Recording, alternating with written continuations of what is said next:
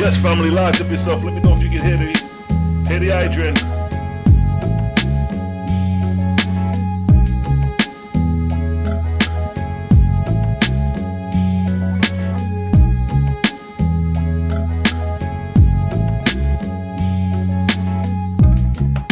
Yes, family, I think we back at it. Technical difficulties, but we back at it. Let me know if you can hear the guard.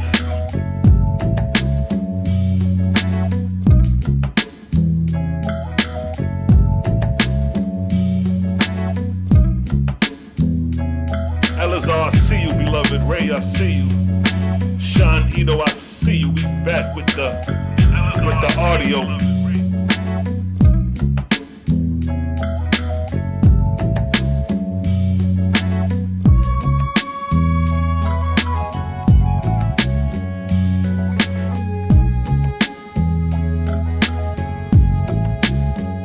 It's the vibes. Let me know if you hear me, family. We live, we back at it. Hit them likes as you coming, family. We had a little technical difficulties, but we back at it after a couple tries.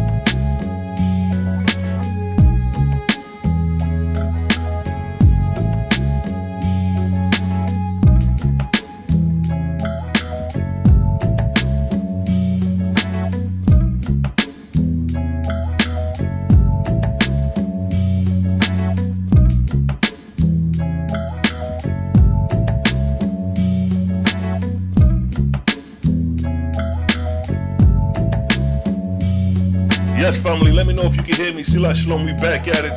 Had a couple technical difficulties, now we back at it. You know how we do. Cause it's a vibes.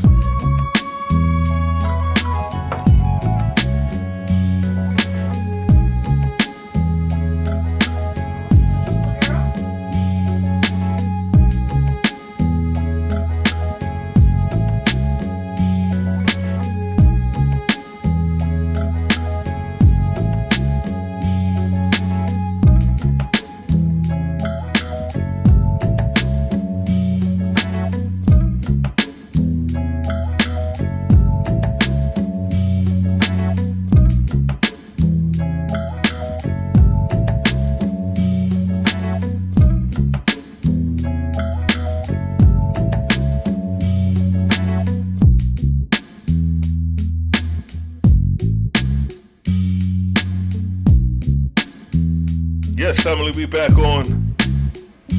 We back on. Let's get to it. Slight distractions. Let's get to it.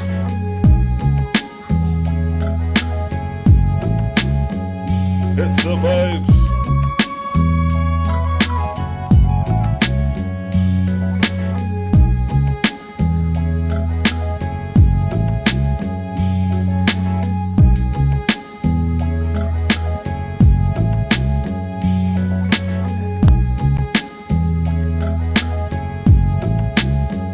It's the vibes. Yes, family. It's your host, Selah, Shalom. We chiming in. Let me know if you can hear. Let me know if you can hear me on this end.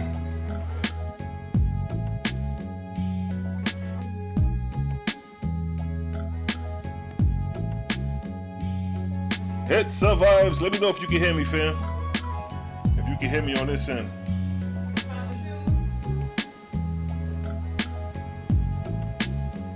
Hits or vibes. Alright, that's what I needed to hear. We good now. We back at it now. Hits or vibes, we back at it now.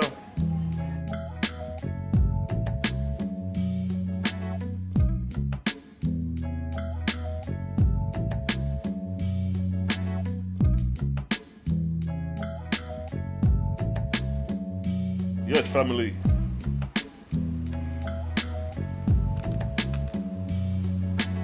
Yes, Elijah. Yeriya Dread Nazar, we back at it. Global Purpose. Audrey Messiah the fam chiming back in. After several tries, we back at it. But what I was saying though, what I was touching on was what I was touching on, we was talking about creation. You know what I mean? We were just touching on the subject of creation. What? You see me working, what's up? You got grandma right there. So like I said before, we was touching on creation. We was talking about in the chat, you know what I mean, brother Malik, I posted something about cosmogony and prophecy, so we started touching on that. And like I was saying, it's a beautiful thing when, you know what I mean, when we could touch on these things. We always ain't got to talk about the God concept, who God is, or worshiping God, or the laws of this shall not do this, thou shall not do that. We ain't got to talk about that. We can literally talk about creation in its essence. We can literally have a discussion about creation without having the dogma of worshiping a God, bowing down to a God. The Creator allowed us to talk about and build on His creation.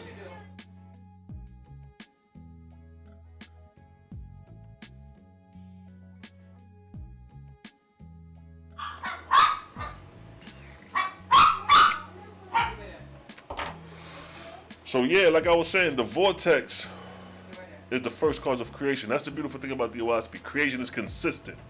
It doesn't contradict itself. It doesn't say one breath the world was created like this, and another breath the world was created like this. There's no contradiction. It's consistent. And what I was displaying earlier was that the first cause of all creation that the Oahspe talks about and that creation backs up is the vortex. Ken Folk, I see you. Yo, that's crazy. Every time I chime back in, it's a whole new set of people that chime in. But yeah, though. So like I said, the vortex is the first cause of creation. In the Oahspe, the very first chapter and verse in the book of Jehovah, verse 1, chapter 1, where it talks about the all is, all shall ever be. And that the all spoke in motion is and shall ever be. So this motion that they're talking about, that the Creator is talking about, this motion is the vortex. Because motion all flows in a circle. You see what I'm saying? Everything in creation flows in a circle. And we're going to prove that right now. So the first proof,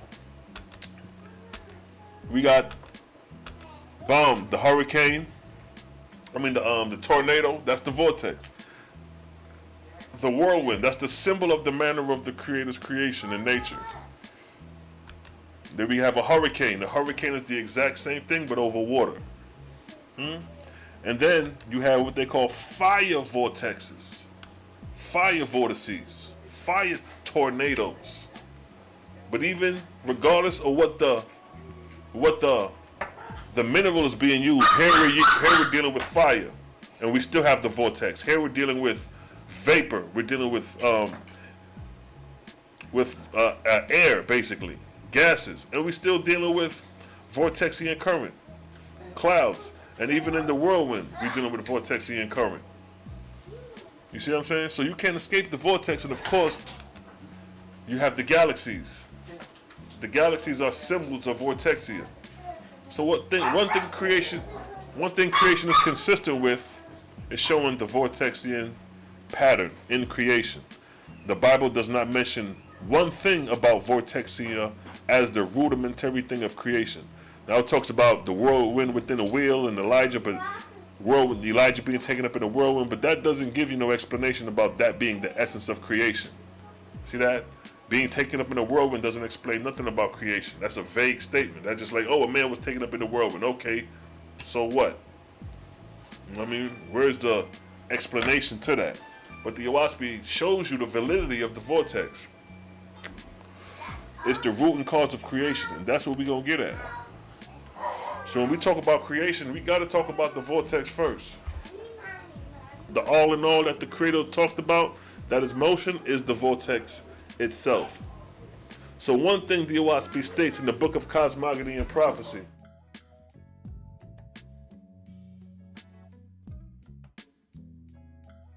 So the first thing that the Creator talks about when dealing with creation states this: the same principles apply to all the stars, suns, planets, and moons, differing in manifestation on account of size, motion, density, and relative places. So it's showing you right there that the vortex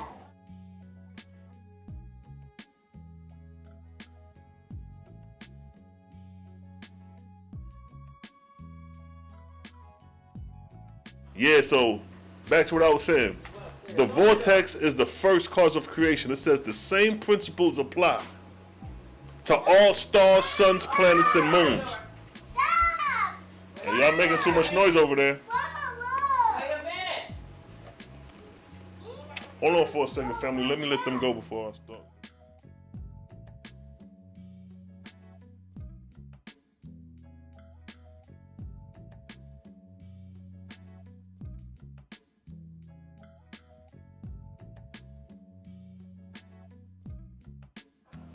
That part, yeah, family. So, Muffin, hush him out. These dogs making too much noise. What you doing, Muffin? Give me 1 second, family. They about to go to the park, and then we can really get it in. They know what you do. Serenity, what you do? What you gonna do that? Why you gonna step on that? You can break that. Why you gonna do that, huh? You want to be a destructive little youth when you grow older? Now go to the playground and go play. Be happy. Go on. Linda Beach, I see you. What's good, family? Roger, I see you chiming in. To keep you back in. Kendrick, I see you. Yo, it's crazy. I swear every time I log in, there'll be some new people logging in, chiming in. From the last time I logged in. From the last 2 times I logged in and had the technical difficulties, I done seen a whole new set of people in logging. That's crazy. But shout out to the family.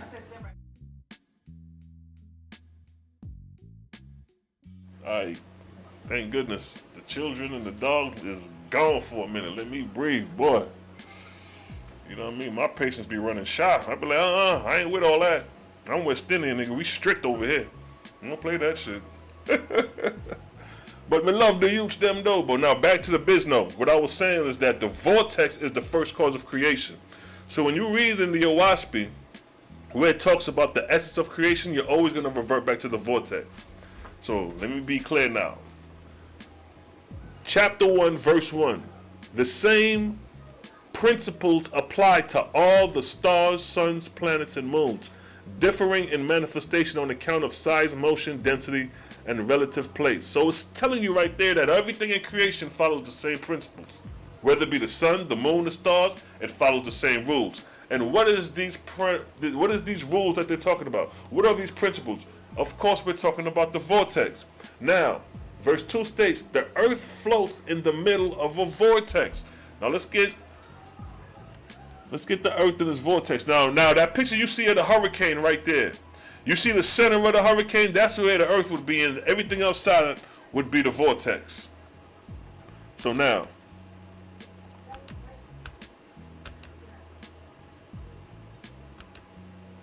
let's get a picture of the earth.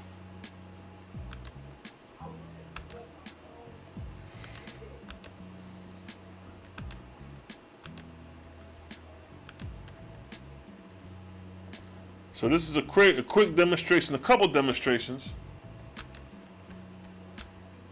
Well, you know what? That ain't a good one. That's just showing the vortex.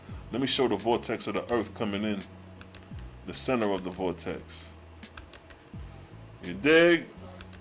Yo, StreamYard, y'all gonna have to make these things easier to upload, Joe. Like Einstein, I guess he was trying to figure that out. And that goes to show you that you can't even really pull up too many pictures of an Earth in a vortex, because even scientists this day is not fully up on the Earth being in the center of a vortex. Hold on, let me take this TV off.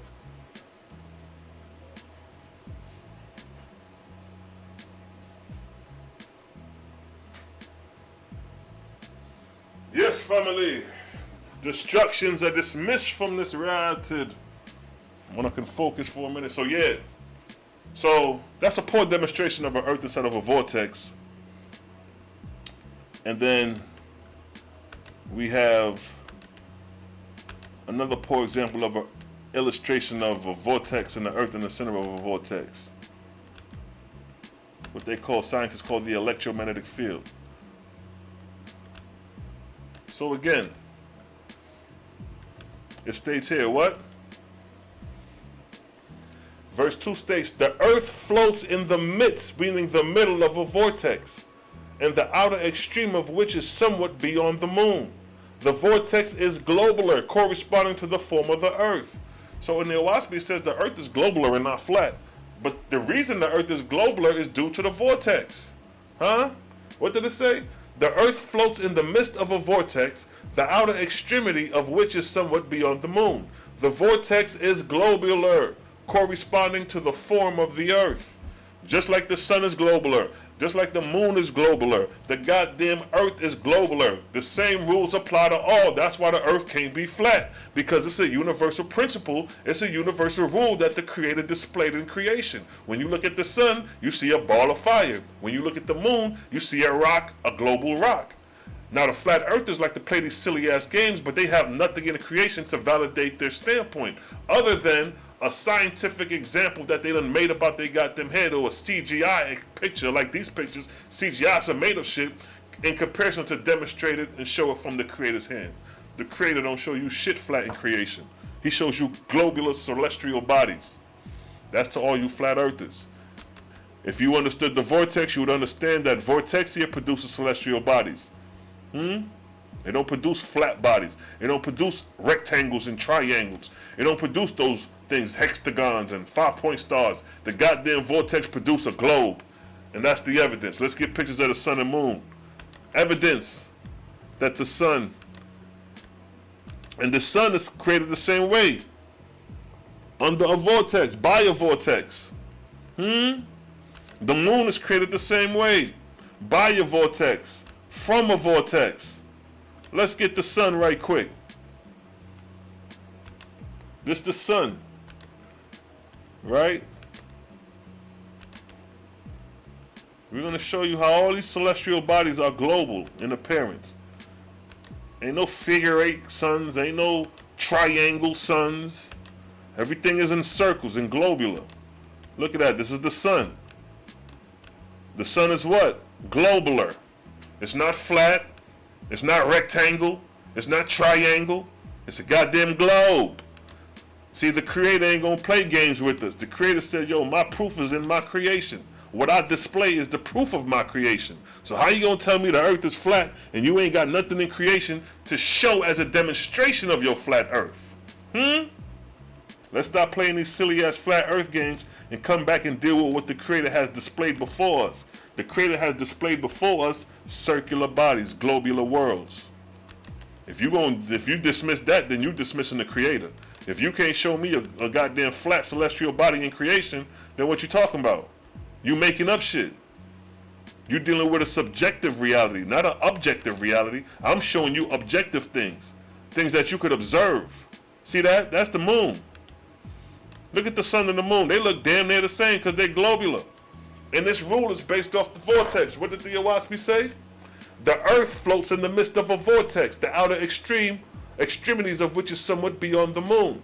The vortex is globular, corresponding to the earth. Now, if you was talking to the sun, it'll be the same thing. The vortex is globular, corresponding to the form of the sun. The vortex is globular, corresponding to the form of the moon. See that? We can't escape the truth. The vortex is globular, corresponding to the shape of the earth. Huh? with slight differences, which will be pointed out hereafter.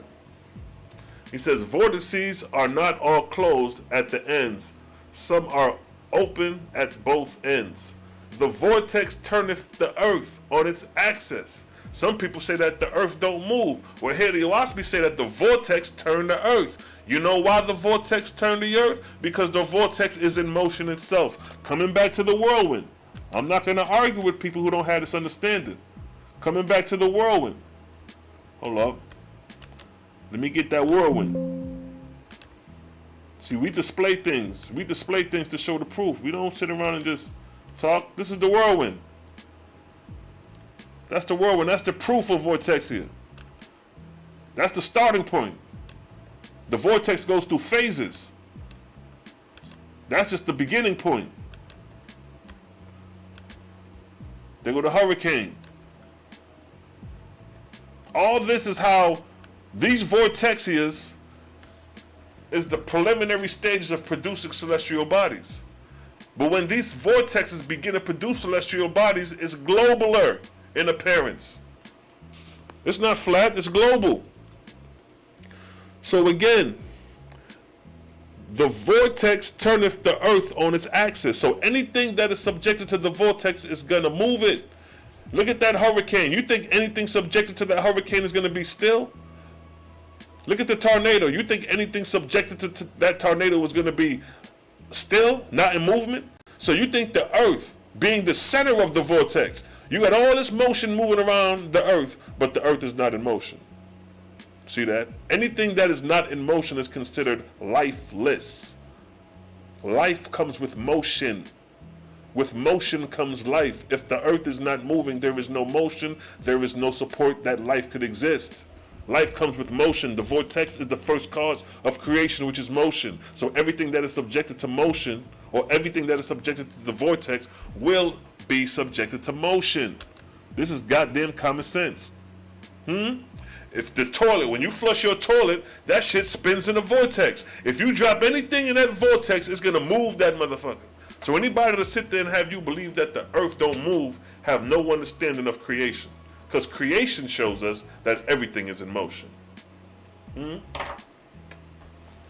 What you say, family?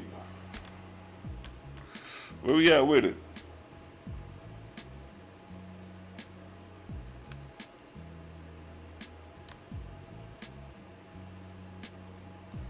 Brother Judah, I see you. Shalom, Mark. So the vortex is the cause of all creation. Now coming to the Oahspe to show you again about these vortices. And see, the vortex is so much. It's so much that the vortex is responsible for. The vortex is responsible for more than what you think. If it wasn't for the vortex, we wouldn't even be able to see the stars, barely see the moon, and the sun will be like a red coal of fire. You see what I'm saying? Cosmogony, we're going to touch on that. But in the book of Jehovah, chapter 3, that chapter breaks down creation in its essence. It talks about the manner of creation. Because it states in verse 1, thus spoke Jehovah by the light of Cosmon, proclaimed he these things amongst the nations of earth. So these things were proclaimed among the nations. But the seed is being planted with the Oahspe, then it's going to spread abroad. Because we the first ones really bringing this information out from the Oahspe, dealing with vortexia as the fundamental principle of creation. You know what I'm saying? Scientists really don't understand and know about vortexia on this level. They deal with the magnetic field of the earth, and they don't really have this understanding. And these are the scientists. Verse 2, man looked upward in prayer, desiring to know the manner of all created things, both on earth and in heaven. And Jehovah answered him. So right here, man want to know what's the created, how things are created on earth and in heaven. As above, so below as above. What did the Oahspe say in the book of Cosmogony? The same principles apply to all stars, sun, planets, and moons. So whatever Jehovah give him, it's going to be the same principle law that governs planets, sun, moon, and stars. So what did Jehovah say? What did Jehovah say in response to man asking him, what is the manner of all created things? Jehovah said, the whirlwind, what you see right there, let me bring back the whirlwind. Well, it's right there. Let me shrink down some of these these celestial bodies. I made my point with that. Let me keep Einstein there. I keep Einstein for a minute. But let me get rid of these bodies right here. The sun and the moon. I already showed that those celestial bodies. Now the tornado right here, right? This is the whirlwind. This is the whirlwind we're looking at. This is a hurricane, which is the exact same thing, just over water. So now, what did the Oahspe say? What did Jehovah say? What did man say? Man looked upward in prayer, desiring to know the manner of all created things, both on earth and in heaven. And Jehovah answered him, saying, the whirlwind made I as a sign to man of the manner of my created worlds. The whirlwind. So this is the manner, this is the sign of the manner of the Creator's creation. And through nature we see this. He says, as though behold the power of the whirlwind, gathering up dust of the earth, driving it together. Know that even so do I bring together the Ajah, the Jaya, and the nebula in the firmament of heaven. By the power of the whirlwind created I the corporeal sun, moon, and stars. See that? He said, by the power of the whirlwind created I the sun, moon, and stars. Let's get that moon up, because you know we visible people. We visible people. There go that moon.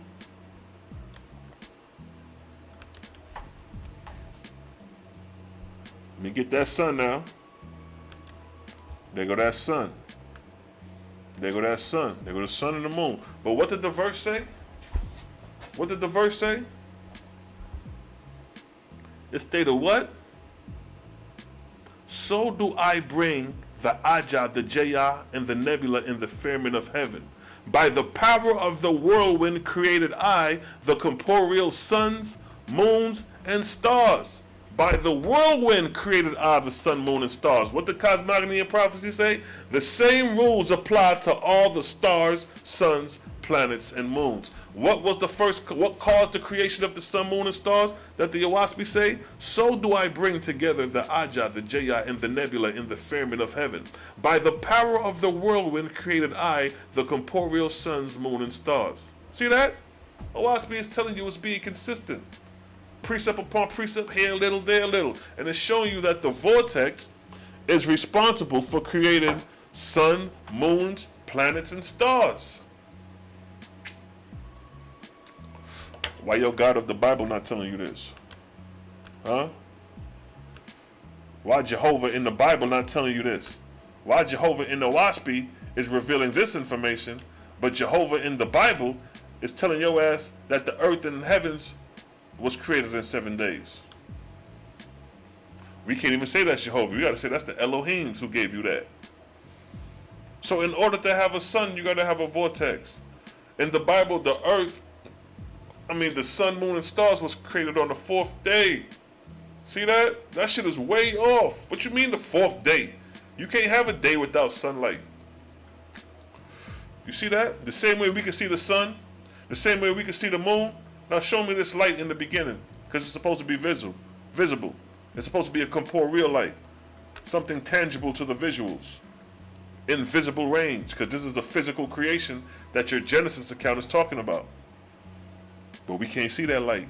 Oneness, I see you. Peace, fam. What is the firmament? I always believed it to be a dome, flat earth. The firmament is the vortex. The vortex has layers. It has plateaus to it. And these plateaus of the vortex, which is atmospheric layers, they act as a dome. Because if you in the mesosphere and the stratosphere, those are different atmospheric densities. And there's a bordering line where they can't penetrate one another. You know what I'm saying? So the same rules apply. The same way my hand acts as a blocking, an impenetrable dome, is the same way the vortex acts when they meet the different when they meet at the plateau, when they meet at the point of the different levels. Let me pull up a picture of atmospheric plateaus and give you an example.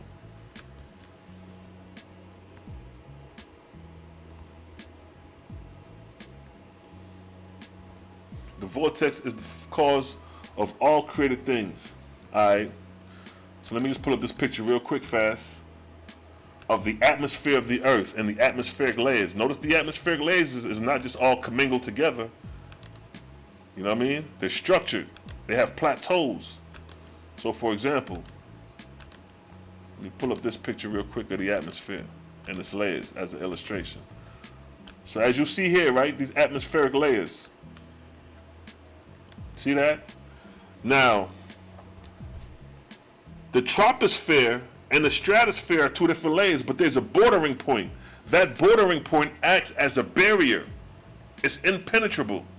It acts as a wall. It's doing this. So things that exist in the stratosphere can exist in the things that exist in the troposphere can exist in the stratosphere. To each density, it's given its plateau. Like Jehovah say right here, right? Check this. These are the atmospheric levels or the atmospheric plateaus or the atmospheric heavens. So in the book of Jehovah chapter 4, right, it states right here that in verse 9, as I cause water to rise upward as vapor and take a place in the air above, let it be a sign and testimony of other places in atmospheria where dwell the spirits of the lower heavens. So these are different dwelling places for the spirits of the dead, whether they be near the earth or high above. So shall the spirit of man take his place in the first resurrection. So check it. Verse 9. As I cause water to rise upward as vapor and take a place in the air above, let it be a sign and testimony of other places in the lower heavens where dwell the spirits of the lower heavens. As I made a limit to the ascent of clouds, so made I a limit to the places of different kinds of substance in atmospheria. See that? These limits that he's talking about are the barrier points. The points where one plateau stops and another begins. Those are the barrier points. Those are your domes. Those are your firmaments. Those are your covering sheets.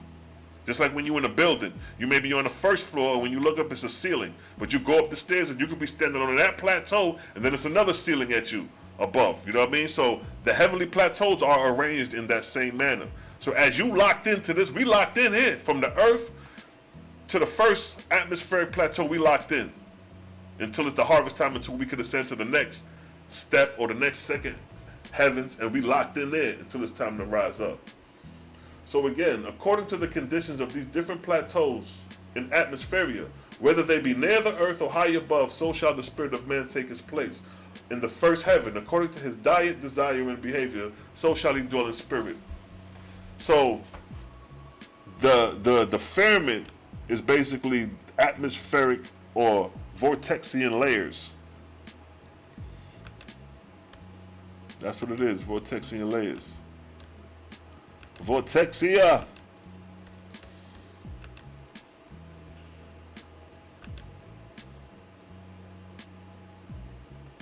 A lot of Hebrews won't want to rise. Their God said they would reign on earth. Exactly. They got to be re-educated and retaught. They got to be challenged on these things. That's why I calls for the debate, because the debate is going to show you the inconsistency of the doctrine. And they can make a choice to be stubborn to the facts and continue to follow their false gods, or see what's going on with the Oahspe and make the change like we did, and look where we at with it. You see what I'm saying? Yahweh, what's good? I see you.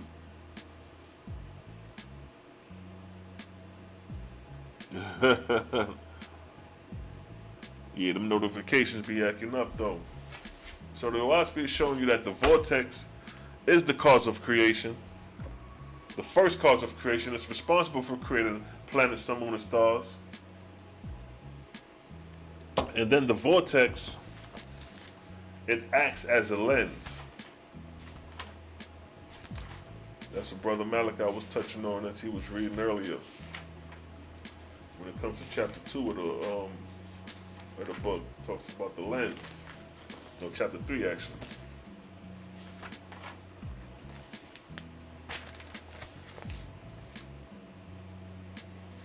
Chapter 3, verse 7, this is what the brother was reading earlier. He says, this great atmospheric lens, atmospheria. So atmospheria act as a lens. And we was talking on it earlier, how this lens is like a magnifying glass to the earth. So let me pull up that magnifying glass. Because that's exactly how the vortex acts to us as a magnifying glass. And what does a magnifying glass? It magnifies things from afar to make it seem like it's close. So when we look at the sun, the moon, and the stars, those things appear to be closer than what they are due to the magnifying glass of how the vortex acts. For example, when somebody looks through a magnifying glass, it makes it look closer than what it is. Like, for example, let's get it.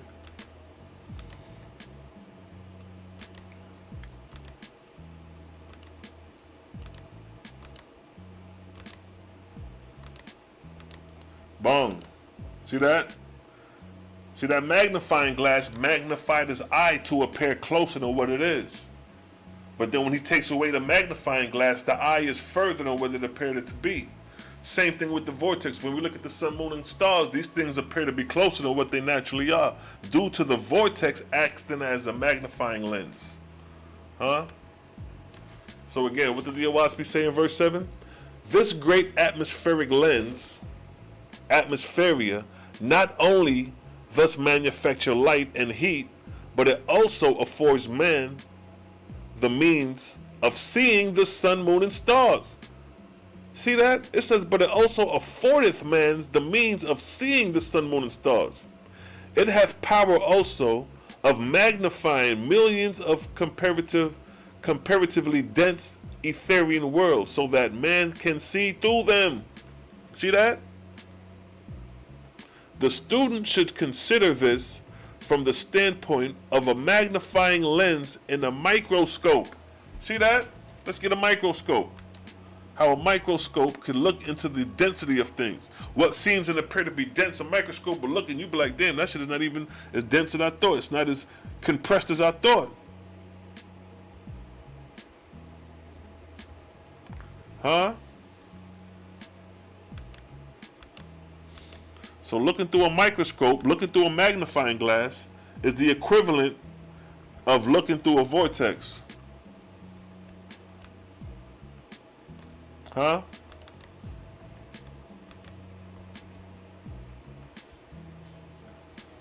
When you look through the let me get an example. Like of a fly or something. When you look through a magnifying, a microscope through a fly, you see all the details that you would normally see just from the naked eye. You dig?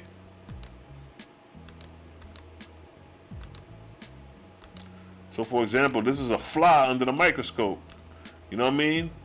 Under the microscope, you see all the details of the fly. Right there, you see all the details. But if you was to look at that with the naked eye, you ain't gonna see all the details. They got hair on them and all that. So that's what the Oahspe is saying about the vortex. It works as a magnifier. It increases the view, so you can see things closer than what they really are. So again, it states, the student should consider from this standpoint of a magnifying lens in a microscope, which hath power to distend many things so one can see through their fibers, which to the naked eye seems dense. See that? For Etheria is not nearly so rarefied as mortals suppose. Without the Earth's vortex lens, man could not even see the sun. Even see the moon nor stars. And the sun itself would seem as a pale red star. You hear what that state? It stated without the vortex, without the Earth's vortex, without the Earth's atmospheric lens, man could not even see the moon nor stars. Look how close the moon is. Let me pull that picture of the moon back up if I still have it up. Do I still got that picture of the moon? There you go. Look at that. Look at that. Who can't see that? The moon, right? But it stated that the vortex, it stated what? Without the Earth's atmospheric lens, man could not even see the moon nor stars. Can you imagine? Without the vortex, so we don't really have a real perception of what we're seeing. What we're seeing is not real. It's only under the conditions of this atmospheric lens. But the same way that guy The same way he's holding up that magnifying glass and looking through things through the magnifying glass, it's a false sense of reality. Because once you remove the magnifying glass, you see things for what it is. Once you remove the atmospheric lens, you're going to see the earth for what it is. See that? So our perception of what we see is not even real. We wouldn't even see the moon if it wasn't for the vortex. It's still there, but we wouldn't even see it because it's so magnified. The moon is way further than what it really is because the lens is acting like this dude right here. This dude right here. You see his eye in that magnifying lens? Now just imagine if you was born and all you knew was that eye looking in that magnifying lens like that. But if he removed it and you see that his eye is further back than what that magnifying lens shows, you will be in shock. So the moon is essentially further than what it is. The atmosphere is used as a magnifying lens so we could see and comprehend. That's how much the vortex plays a part in our visuals. Not just our visualization we talking about. So if it wasn't for the vortex, we wouldn't even be able to see the moon. The same way we're looking at that brother's eye, see how his eyes magnified and big? But then when he remove it, it's back to normal. We don't even see normal. The vortex is not letting us see normal. We're seeing what's being magnified in the vortex. And like I said, the proof of this is even in the rising of the sun and the moon. If you notice, when the sun rises, it appears to be huge. Let me get a picture of sunrise. Let me get a picture of sunrise.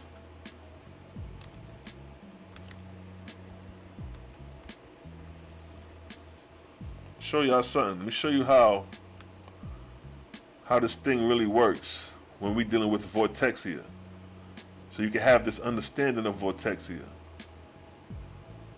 When you look at the sun at sunrise, let me pull it up. Sunrise or sunset, it don't matter. Let me pull up that picture. We're going to go into the science now. Everything we do makes sense. I don't do nothing that's some old make-believe shit. I show and prove everything with illustration. So this is the sun. When the sun is rising or when the sun is setting, it looks like this here. It looks just like that right there. Look how big the sun is. Look how you can look into the sun, right?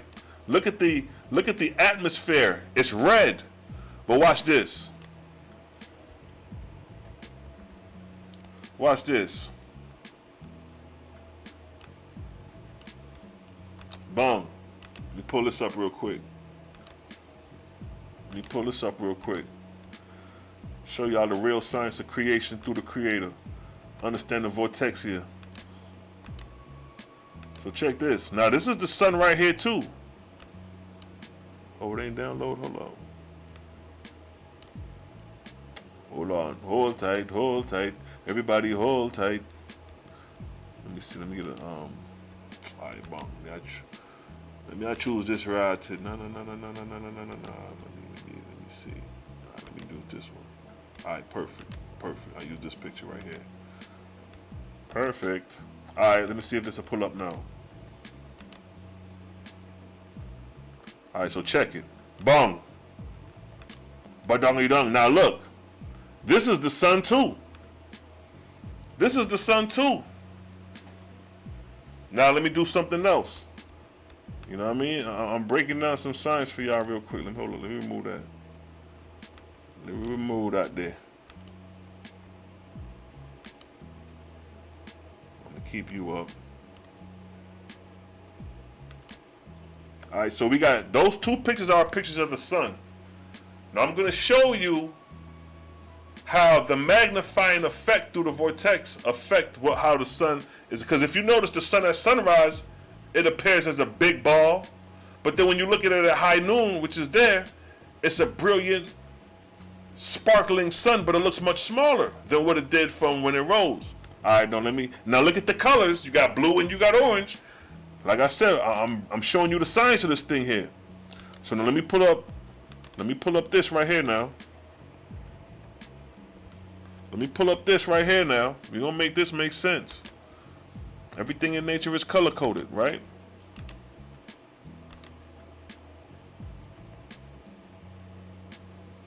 Hold up. Pull up this one, the Rasclat. Oh, I pressed the wrong button, not copy. Save. Bang. All right, so now let me pull this up.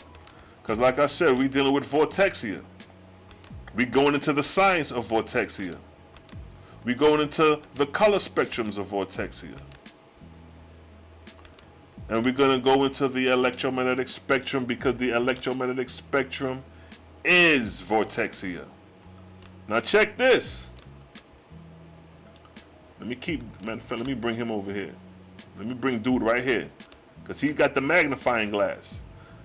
Now what we have here, let me shrink dude so I can see myself some. What we have here is the electromagnetic spectrum, which is the vibrational frequency of everything in creation. Now, like I said, this is visible light. Now, the vibrational frequencies move in long wavelengths and short wavelengths. The shorter the wavelength, the faster the vibrational frequency is moving. So the reason why the sky is blue, because the vibrational frequencies is moving within a range of 550 nanometers, which is why the color is expressed in blue.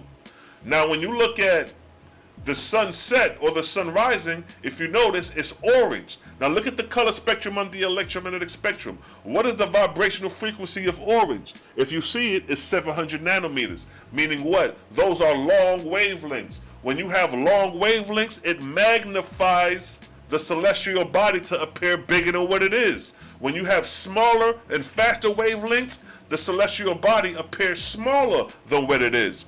And this is the magnifying effect due to vortexian frequencies from fast ranges to low ranges. So when the sun is rising, the vibrational frequencies at the equator is moving at long wavelengths. That's why we get a yellow, or not a yellow, that's why we get an orange, reddish type of atmosphere during sunrise and during sunset. We get this atmospheric tint over the atmosphere. It's because the vibrational frequencies is moving at 700 nanometers, which is a long wavelength, which will magnify things to appear to be bigger than what it is. Now, when high noon comes, so from, say, sunrise to high noon, when high noon comes, the sun looks like that brilliant star right there. It looks like a brilliant star when you look up. You can't even look at the sun at high noon. That's how brilliant it is. But if you notice, the sky is blue. The vibrational frequencies is moving around 550 nanometers, which means that the vortex is moving so fast, it got the sun appearing to be moving brilliantly. It's reflecting brilliant light due to vibrational frequency. See that? And the magnifying glass now is working not as a magnifier as vibrational frequencies in the of a long wavelength. It's now moving as a faster wavelength. So it's not acting as a concave lens. Now it's acting as this. Let me see.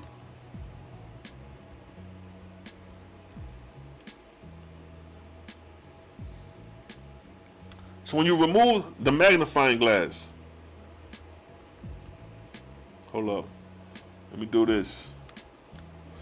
Let me do this, son. Magnifying glass.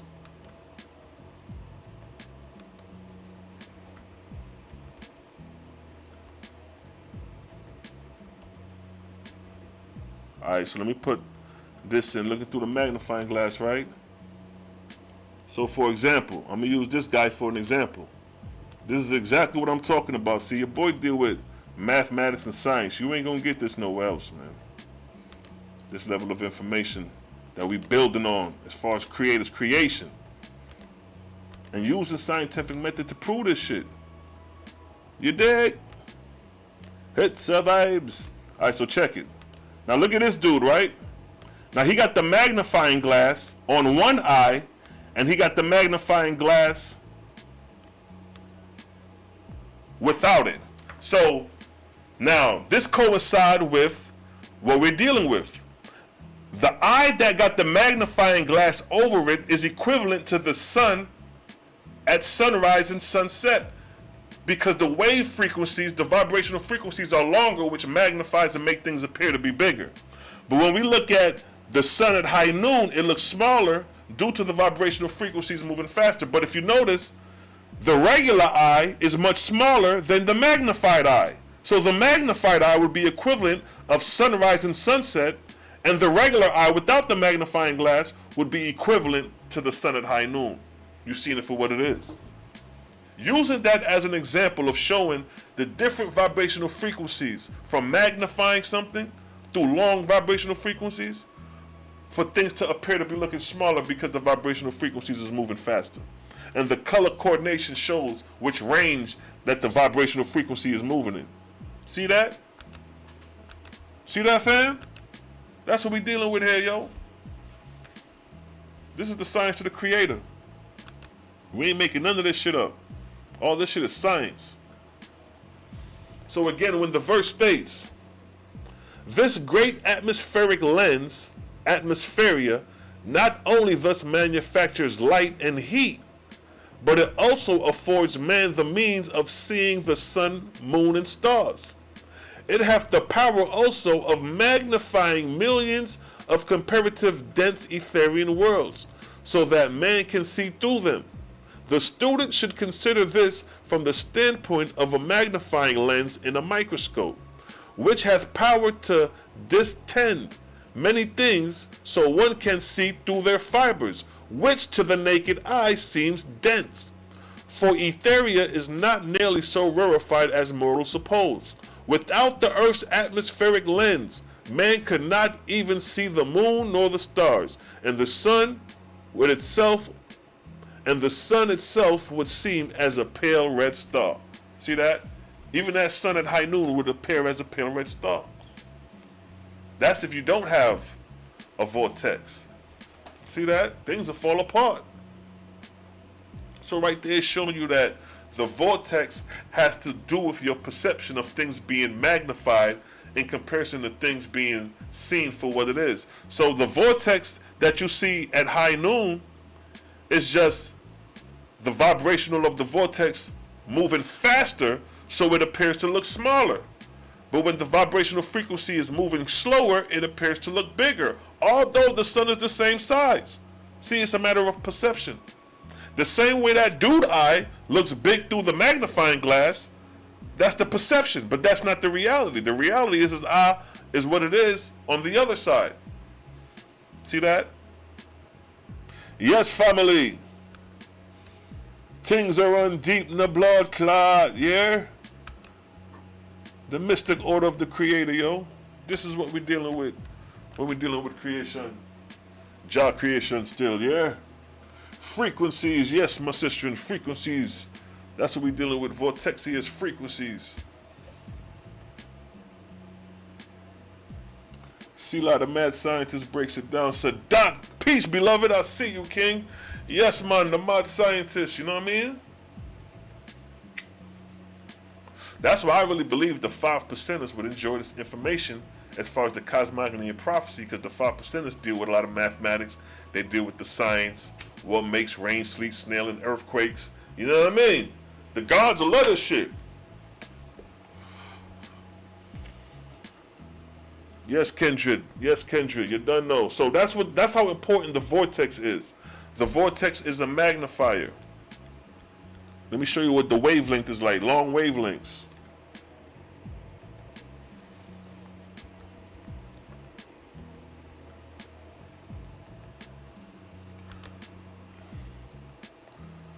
So, boom, this is an example. This is an example of long wavelengths and short wavelengths. So when you see the sun, it's moving in these wavelengths as far as long waves. So matter of fact, before I do that, let me pull up them pictures of the sun one more time. Let me pull up my dude right there, electromagnetic spectrum. Let me keep that up. And where that sun at? Let me keep that up, and let me keep that up. Alright, so let me pull up this picture now. You know what I mean? Let me pull up this picture now. Where we at with it? Then what the hell I pull up? I don't forgot that quick. Oh, there we go. Wavelength. All right, so this was going on. Let me close myself out the view real quick. You see that now, that long wavelength you see at the top, that's the wave frequency that is going on during high noon. You see that? Not high noon, I'm sorry, during the sunrise and sun setting, the vibrational frequency is moving at long wavelengths. So those long wavelengths you see at the top is moving at 700 nanometers. But then when you look at the wavelength below, the blue wavelength, it says shorter wavelength. These are your faster wavelengths. The faster the vibrational frequency is, the smaller the object was going to look. The longer the vibrational frequency is, the bigger the object is going to look. So that's the example. So when we're dealing with the vortex at the borders is undiluted. It looks like waves. Just like you see there. It's moving as waves. And that same motion, you see how those wavelengths are moving? That's the exact same motion the sun moves and the solar system moves in that same manner, up and down. It oscillates. That's why they refer to the solar system as the Great Serpent, because it moves like a snake. And the vibrational frequency moves in the same manner like a snake. Let me pull up a snake and show you how the exact same motion of a snake is the same thing of the vibrational frequency. Now we get into the real science. This is the real science of creation. Huh? Let me show you how these things work, yo. The creator is just.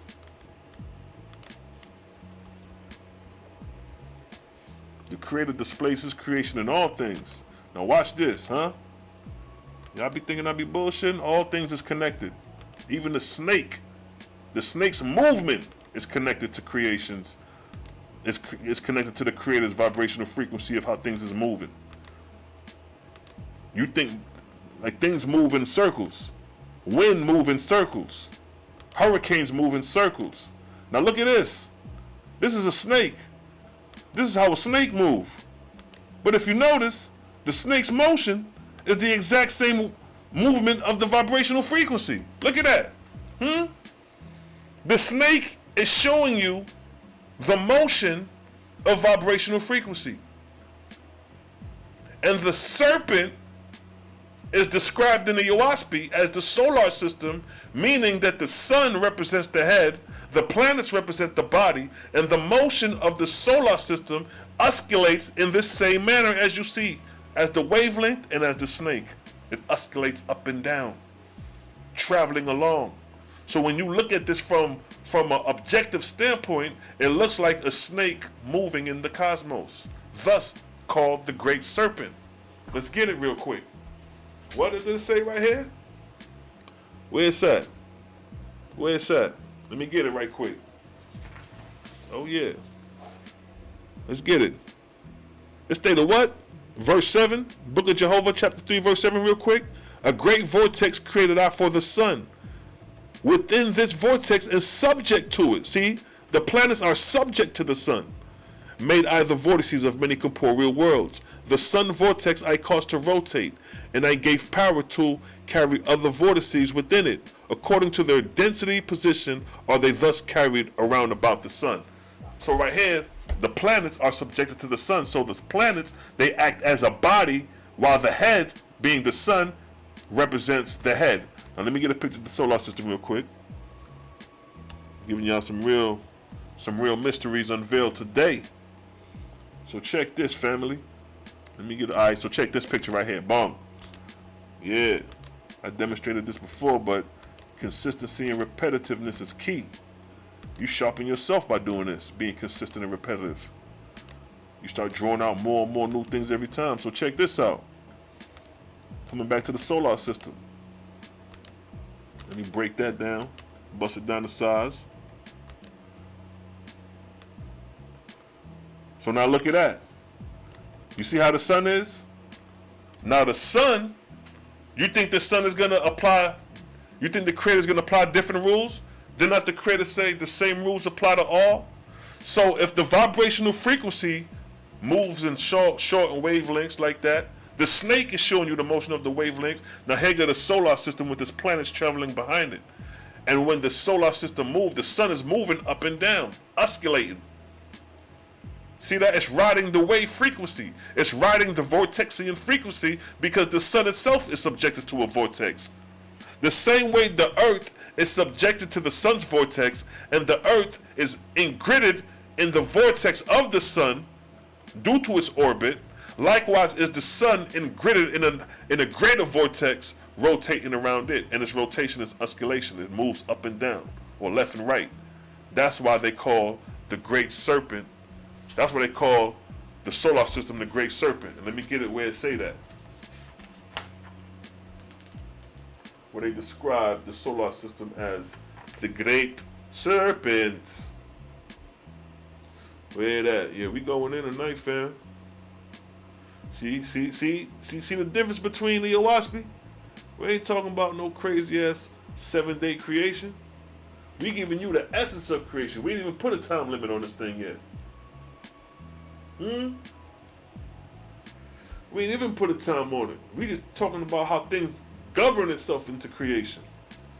Once we understand that, then we can talk about time periods. You want to talk about the earth was created in 7 days and even got a proper understanding of how things was created. Come on now, we gotta be realistic here. Now let me see, let me look in the index real quick when we talk about the Great Serpent as being the solar system. That's the esoteric meaning. They want to talk about the serpent in the Garden of Eden. We're talking about the solar system. That's what we're talking about. Alright, so let's see. 499.33. Let's go there. 499.33. Page 499, verse 33. If you got your blue book, that's in the blue book. 499, verse 33. Let's see. Alright, so check it. This is in the book of Cosmogony and Prophecy, coming right back to the book where we was originally at anyway. Cosmogony and Prophecy, chapter 1, verse 33, it states, The Earth's vortex is a subvortex existing within the sun's vortex. Mercury, Venus, Mars, Jupiter, Saturn, and so on are corporeal worlds, and each and all of them within subvortices. And the combination of all these vortices within the sun's vortex are known by the name Great Serpent. See that? Or solar felix, or solar system. For which reason the sun's vortex was called the Master, or Tosang, by the ancient prophets. See that? So right here is showing you that the solar system is described as the Great Serpent. See that? Let's get another explanation of the serpent. 526.58. 526.58. 526.58. So check this.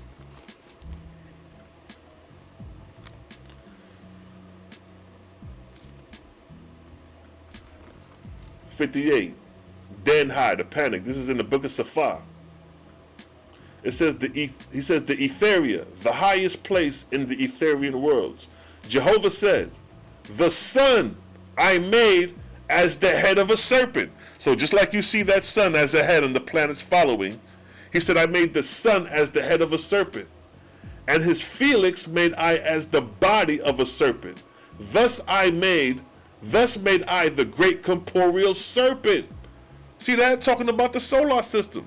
Describing it as a serpent due to its motion. So just imagine if you've seen that solar system right there oscillating up and down with the planets oscillating as well, like a wave, like a wave ripple. That's what's going on, family. That's what's going on. So the verse stated what? Jehovah said, the sun I made as the head of a serpent, and his felix, meaning the planets, made I as the body of the serpent. Thus made I the great corporeal serpent, meaning the solar system. See that? This is the great meaning of the serpent. Not no damn snake running around in the Garden of Eden. It's talking about the solar system.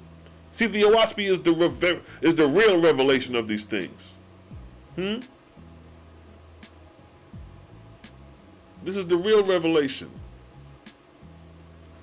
So we just showing you right there that the solar system oscillates. Now coming back to the vibrational frequency, things that are magnified has a long wavelength. That's why the sun, and it's the same thing with the moon. Matter of fact, let me pull up a picture of the moon. When the moon rises, it's the same thing, like the sunrise. It is magnified. Watch this. You think we making this up? When the moon rises, that shit be huge too.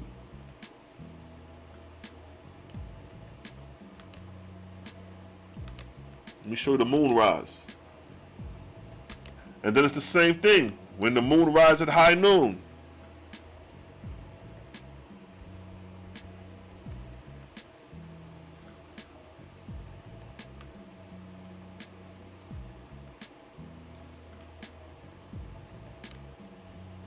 Let me see here. Same rules apply, narrated. Not blood clot. Same things apply, now, brother. So when the moon rises, it look like that sometimes. It's magnified. Why it's magnified? Look, it's just like the sun. See how big the sun is? See how big the moon look? That's because the vibrational frequencies is moving at a long wavelength. So the sun rises in the east. The sun and the moon rises in the east. When it's a full moon, it rises just like the sun rises. And when it rises, it looks huge. It's magnified. But then, let me break this down. So the sun and the moon is damn near the same at moonrise and sunrise. Now let's look at the moon when it's at high noon.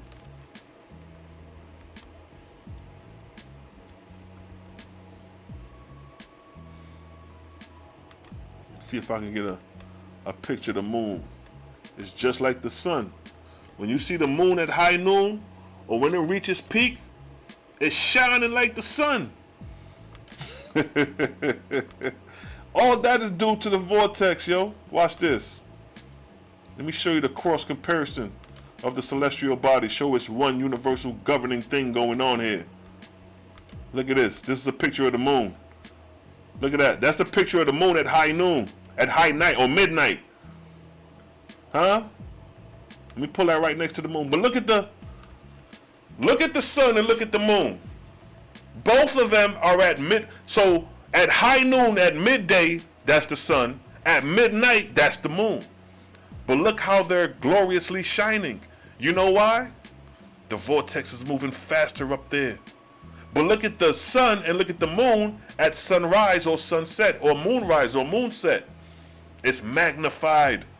Why? Because the vibrational frequencies at sunrise and sunset or moonrise and moonset is moving at long wavelengths. And when those frequencies, when the moon and the sun reaches high noon or high midnight, the vibrational frequencies in the atmosphere are moving faster when you look directly up. And that's when the moonlight starts to shine brilliantly, just like the sun. Now, if you want to get deeper into the science, if we had our own land and we had time and we wasn't suppressed, we could measure the wavelength. How do you measure the wavelength? Show you. See that? Your boy is scientist, show. You give black folks some freedom and no disturbance, nigga, we'll show you some things. We'll show you some things. Let me show you how you measure the wavelength. This is how you measure the wavelength right here. Because when the sun rises, when the moon rises, it goes from big to small. And that's how you measure it. That's how you measure the wavelength.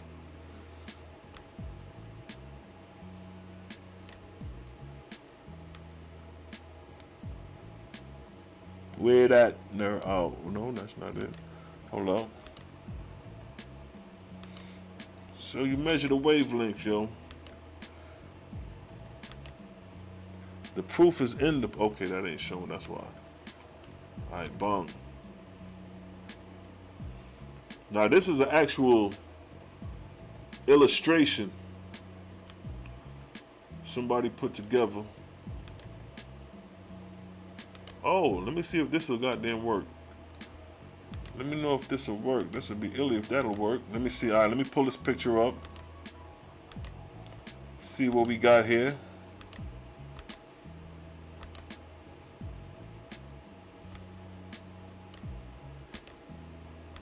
Boom. See that? You see how that's going? You see how that's rising? Well, that's how you measure it. Because when the sun or the moon is rising, it appears large. And as it goes up, it's going to start to shrink in size due to the vibrational frequency or the wavelength going from longer to shorter. And that's how you could measure it. So if the sun is big at the coming up, and then by the time it turns into that white light, there go your measurement of that wavelength. Measured right there. And then look at the color spectrum. Like Cosmo Cal say,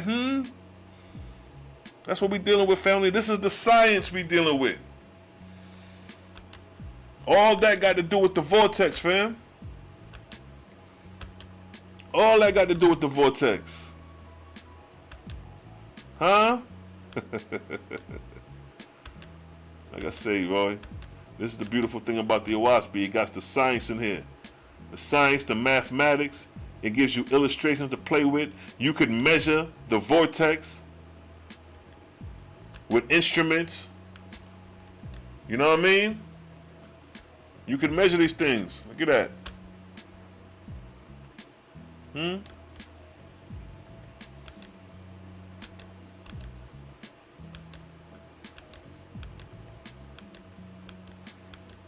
See that?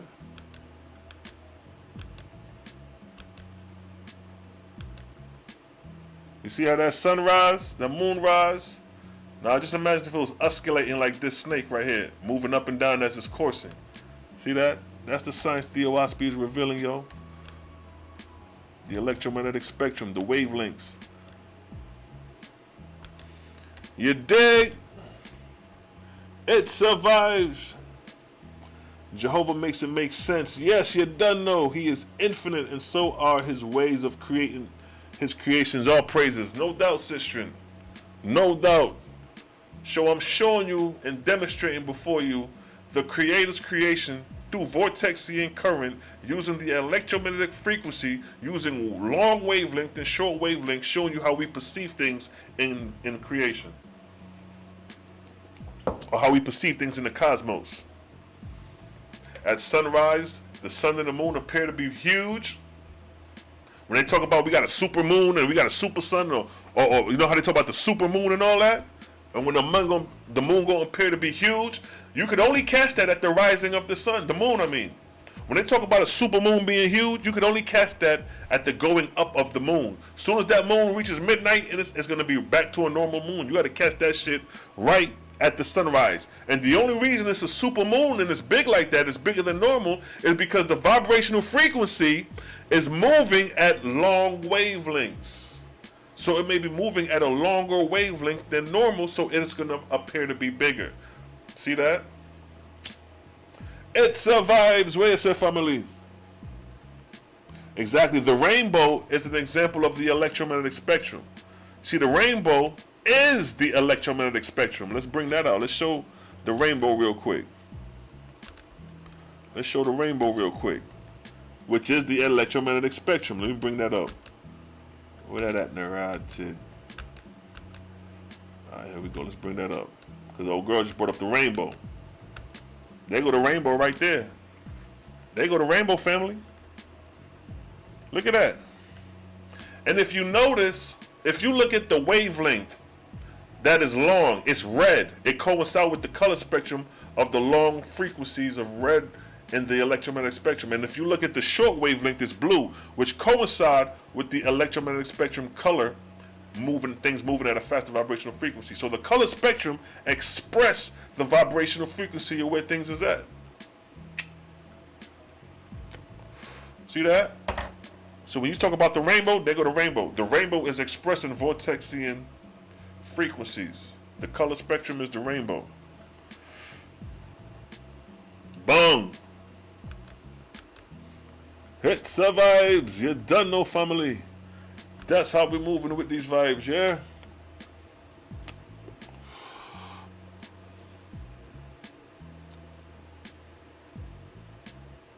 Yep, exactly.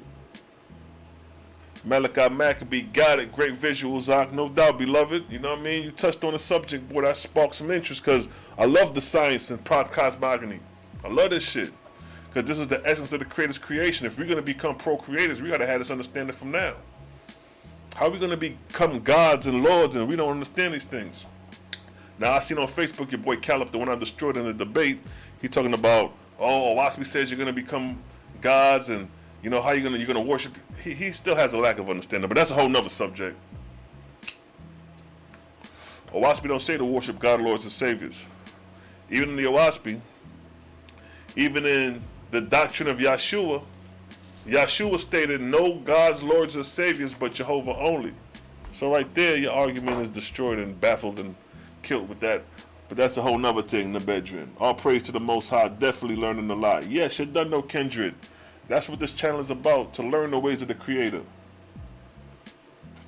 To learn and adapt the ways of the Creator. That's what we're dealing with, you know what I mean? That's what Creator Gang is about. Learning, educating, and purifying the body.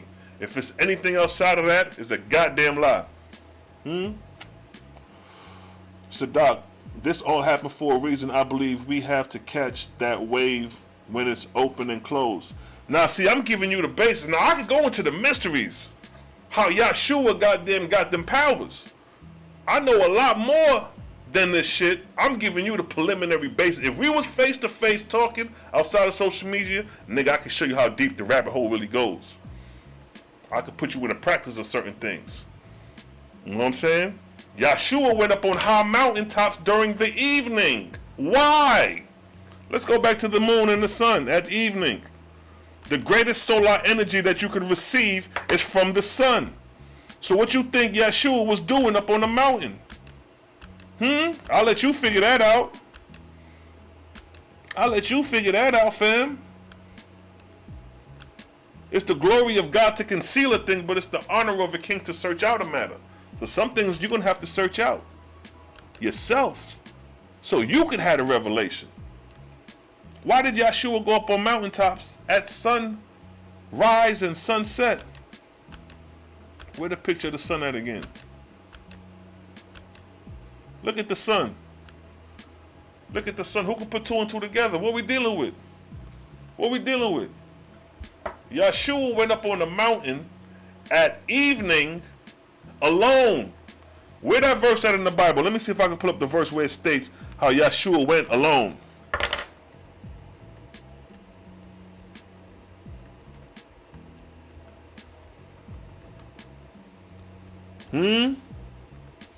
Let's bring this out. We going in today. Let me see. What's that? Let me see if we can pull this up. Now in the Bible, in Matthew chapter 14, verse 23, it states, and when he had sent the multitude away, so Jesus told all them niggas, go, leave me the fuck alone. Get away from me for a minute. He said, and when he sent the multitudes away, he went up into a mountain apart to pray. And when the evening was come, he was there alone. So he told the multitude to leave so he could go up the mountain to pray. And at high noon, at the evening, he was alone.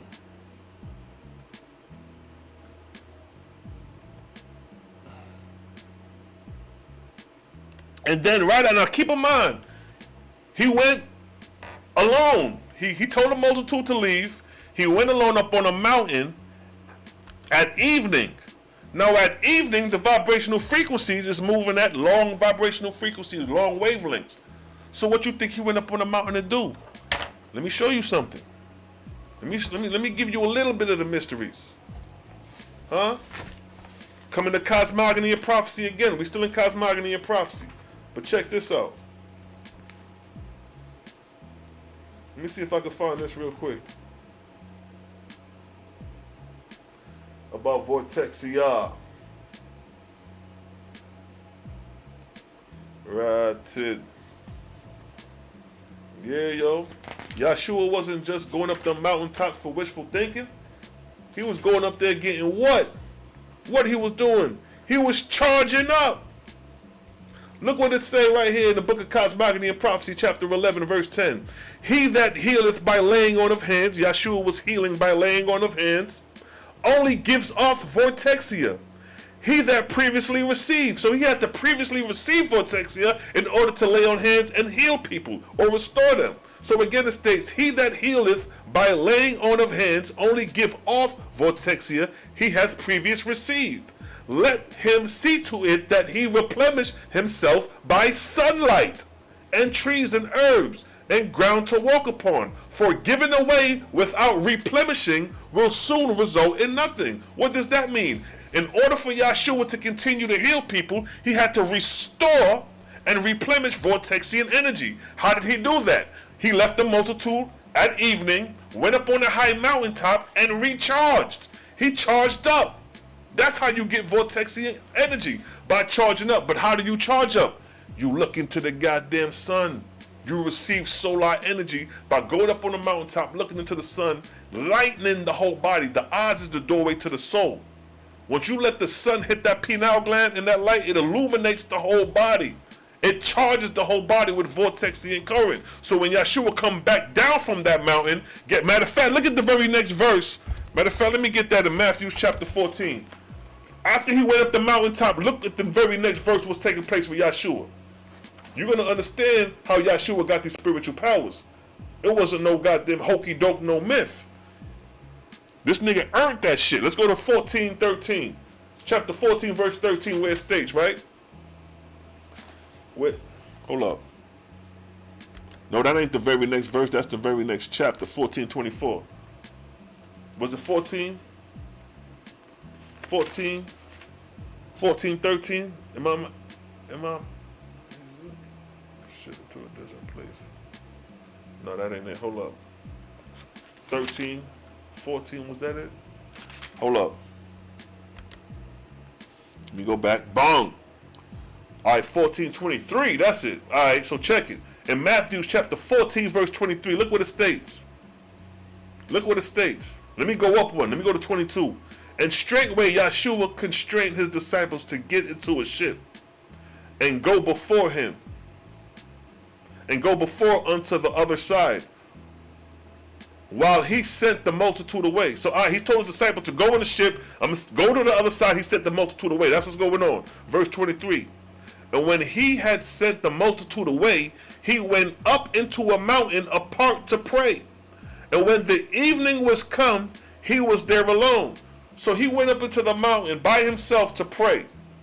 And he was alone, up on this mountaintop. But look what the next verse say. But the ship was now in the midst of the sea, tossed with waves, for the wind was contrary. Verse 25. And in the fourth watch of the night, Jesus went unto them walking on the sea. How did the hell you think he got that spiritual power to walk on the sea? What did he do previous? He went up on the mountaintop alone to pray, but he just wasn't praying like, give me power. I mean, he just wasn't praying to the Father as far as just laying on his face, praying. No. He was up there receiving solar energy in order to continue doing his miracles. What did the Oahspe say? Huh? We ain't making this shit up. What did the Oahspe say? He that healeth by laying on of hands only gives off the Vortexia he hath previously received. Let him see to it that he replenish himself in sunlight, trees and herbs, and ground to walk upon. For giving away without replenishing will soon result in nothing. See that?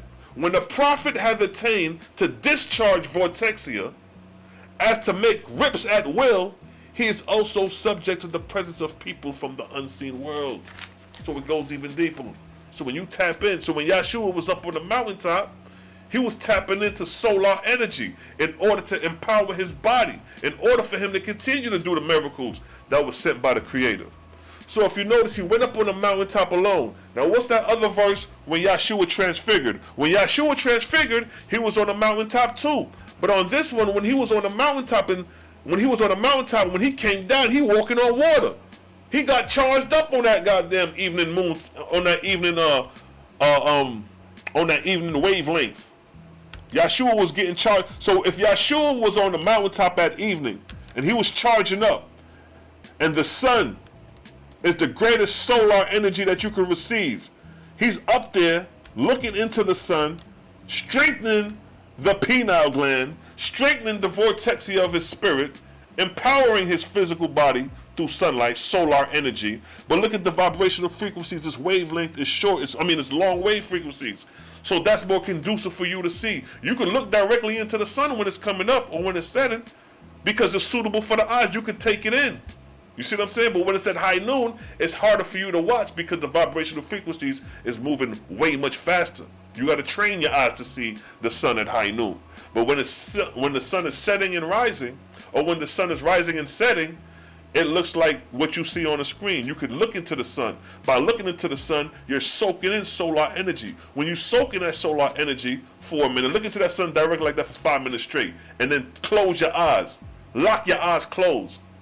That light is going to empower within your soul, within your body. The scriptures say that, what's that scripture the Bible where it says that the eye makes the body whole or something like that? That's talking about the eye of the sun illuminating your eye. These two eyes is going to illuminate this eye. The pineal gland is going to accelerate it, excite it. It's going to increase the vibrational frequency. You see what I'm saying? It's like disturbing it. So Yahshua, that's what Yahshua was doing. So on the mountaintops, let me see. What's the verse when Yahshua was on the mountaintop? The transfiguration.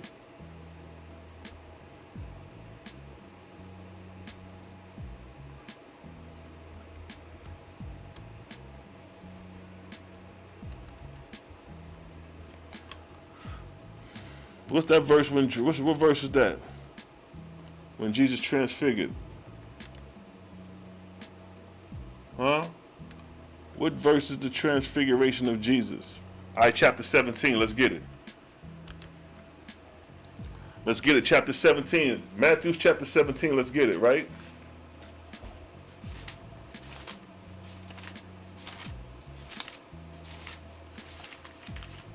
Did I say chapter 17? I forgot that quick. Yeah, I think I said chapter 17. It's chapter 17, the configuration. Alright, check it. Now, we just read in that other verse how Yahshua went up on the mountaintop at eve, and then when he appeared again, he over there walking on water, telling his disciples that they could do the same thing after he went up on the mountaintop. Now, here's another verse where these dudes is dealing with that mountaintop again. Keep in mind, this is in the book of Matthew, chapter 17. It states, after 6 days is the Sabbath. So this is the Sabbath day. After 6 days, Jesus, or Yeshua, Peter, James, and John, his brother, bringeth them up into a high mountain apart. Apart meaning set apart. Set apart means holy. So they went up on a high mountain, set apart from the rest of the people by themselves. Huh? In verse 2, what it states?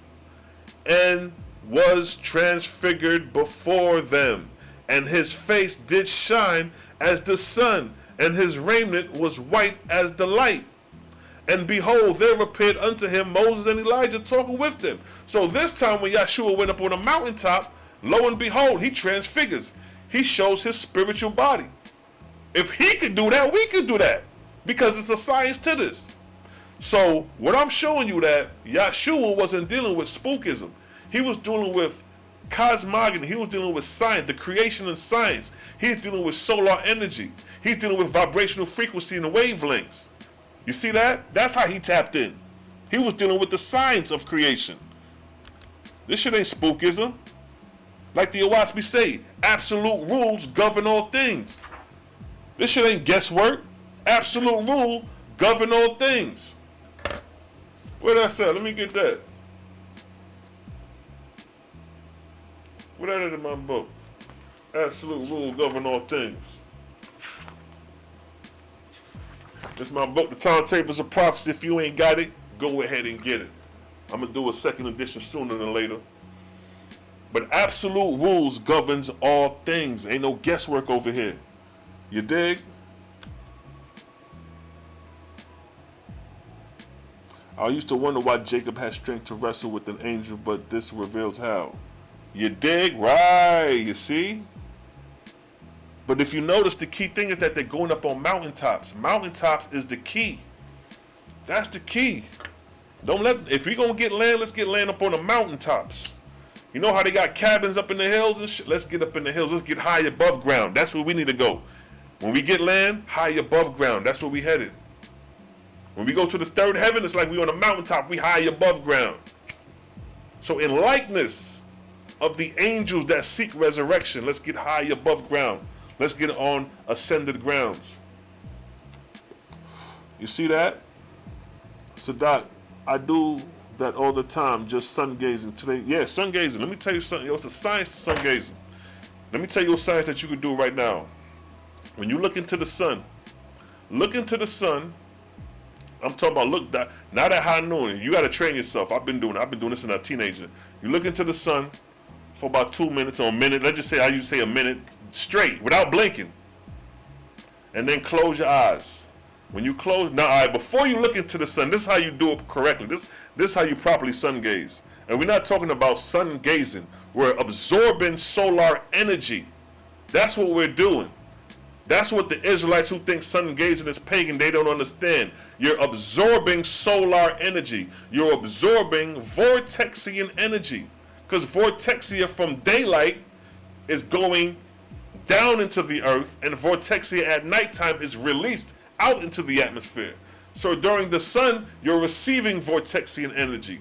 During the sun, during the daytime, you're receiving solar energy by looking into. The more you look into the sun, the more you're soaking in solar energy. This energy is hitting the skin. The skin is being radiated, but once you hit that bars, it's a whole nother ball game. It's a whole nother ball game. So that's how you get the solar energy. Sun gazing. You look into the sun, looking there for about a minute. After that minute, close your eyes, turn away from the sun, and close your eyes real tight. That sun is going to be seen in your vision. When you close your eyes, you're going to still see the radiant outlook of the sun. Focus on that. When you look into the light of the sun, and then you close your eyes, focus on the light in the darkness, and then come back and talk to me and tell me what happened. When you focus on that light, come back and talk to me and tell me what happened. I done did it. It's only one way. It's only one consistent way to this shit. When you focus on that light, something gonna happen. And come back and tell me if you had the experience. That's how powerful the mind is, what you could do with a light. And then when you have that shit in your heart, and once you see the light, and you close your eyes, and you focus on that light, and through the focus and concentration of that light, you are in control of what you could do with that light in your mind's eye. This shit run deep. But I'd rather for you to have the experience, then we could have the discussion. Because by you having the experience, then you know what the fuck I'm talking about. Other than me telling you after you see the light what happens, then you don't know what the fuck I'm talking about. Have the experience and then come back and talk to me.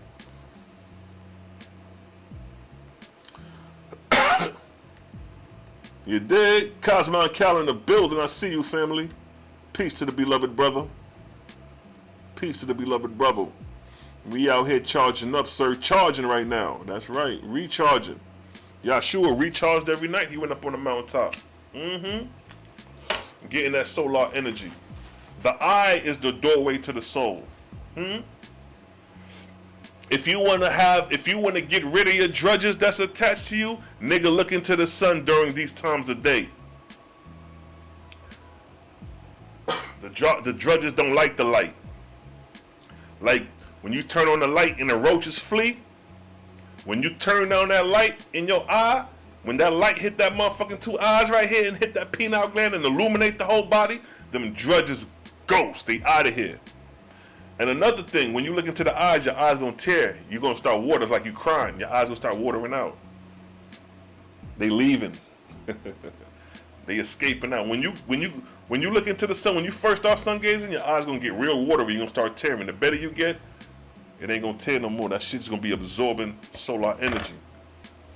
See, solar energy descends during the daytime and it is released during the night. That's why at nighttime you have dreams, because your spirit is released into the atmosphere. It's released. Everything. That's why the dew, when you wake up and it's dew and it's fog, because that's the vortex being released from the earth back out into the atmosphere. That's why you have dreams at night and things of that nature, because the spirit is being released back out. Yes, family. You see that?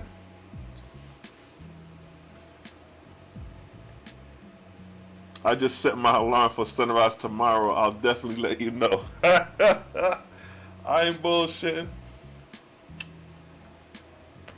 Let me show you what you're gonna see. I don't, I'll just be fucking with y'all, but this is what you're gonna see. Once you focus on that light, this is what you're gonna see. This is what you're gonna see. I'm gonna tell you what you're gonna see. So when you see it, you're gonna be like the boy Selah Shalom wasn't lying.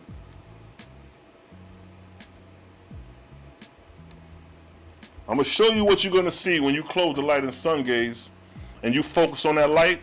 This is what you're gonna see. You think I'm bullshitting, huh? This is what you're gonna see. This is what you're gonna appear to see. I'll say that.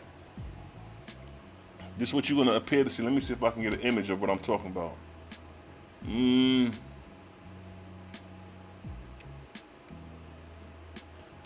me see.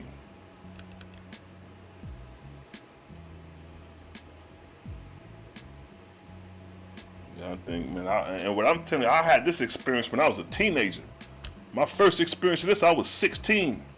That's when I realized, like, yo, the mind is more powerful than what we think, yo. I'm like, yo, blood clot. Let me see.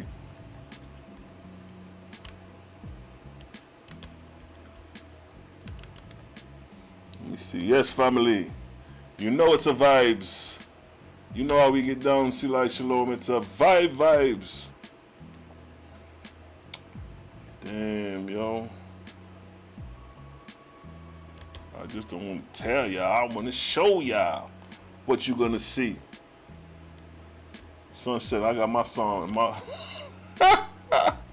Sunset, I got my alarm clock. I could use this picture, but no, I need something. Damn, let me see. Hold up. I'll say this, but let me see if I can get another illustration. We are talking about peace to the fam in the chat.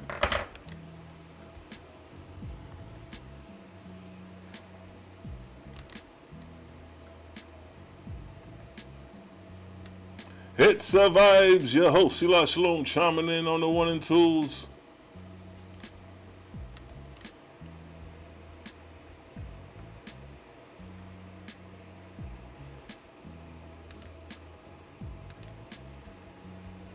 Yes, family. We're gonna keep it going. We're gonna keep the vibes. It's a vibes. Let me see. Damn. All I'm getting is comments. All I'm getting is comments. That's wild. But yeah, though, yo, you know what I mean? Oh, there we go. Let me see if this will work. This is what I seen. Alright, boom. Alright, this is a pretty decent picture right here. Alright, I'll use this picture right here. Alright. I'll use this picture right here. It's just the basic. Oh, damn, it's gonna let me save it. Let me see if it'll let me save the picture. Alright. So like I said, for those who do the sun gaze, you focus on that light, nigga, this is what you're gonna see. It ain't nothing crazy or nothing like that, but it's just, this is what I seen. No person or no goddamn body waving at me, no crazy shit. When I focused on the light of the sun, right?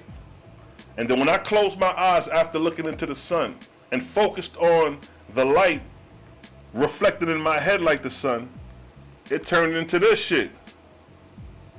It turned into a solid green neo object floating like if it was floating in space. When you look into the sun for about a minute, turn around, close your eyes, and focus on the light of that sun in your eyes. The more you focus on that light, it's gonna turn into a solid neo green object like it's a meteorite floating in your head or floating in space. It's gonna look just like that, but in motion. Now, when you do that and have that experience, just remember I told you that. I had that experience at 16 when I actually looked at the sun gaze, closed my eyes, and meditated on the light in my head, and it turned into a neo green object like if it was floating in space.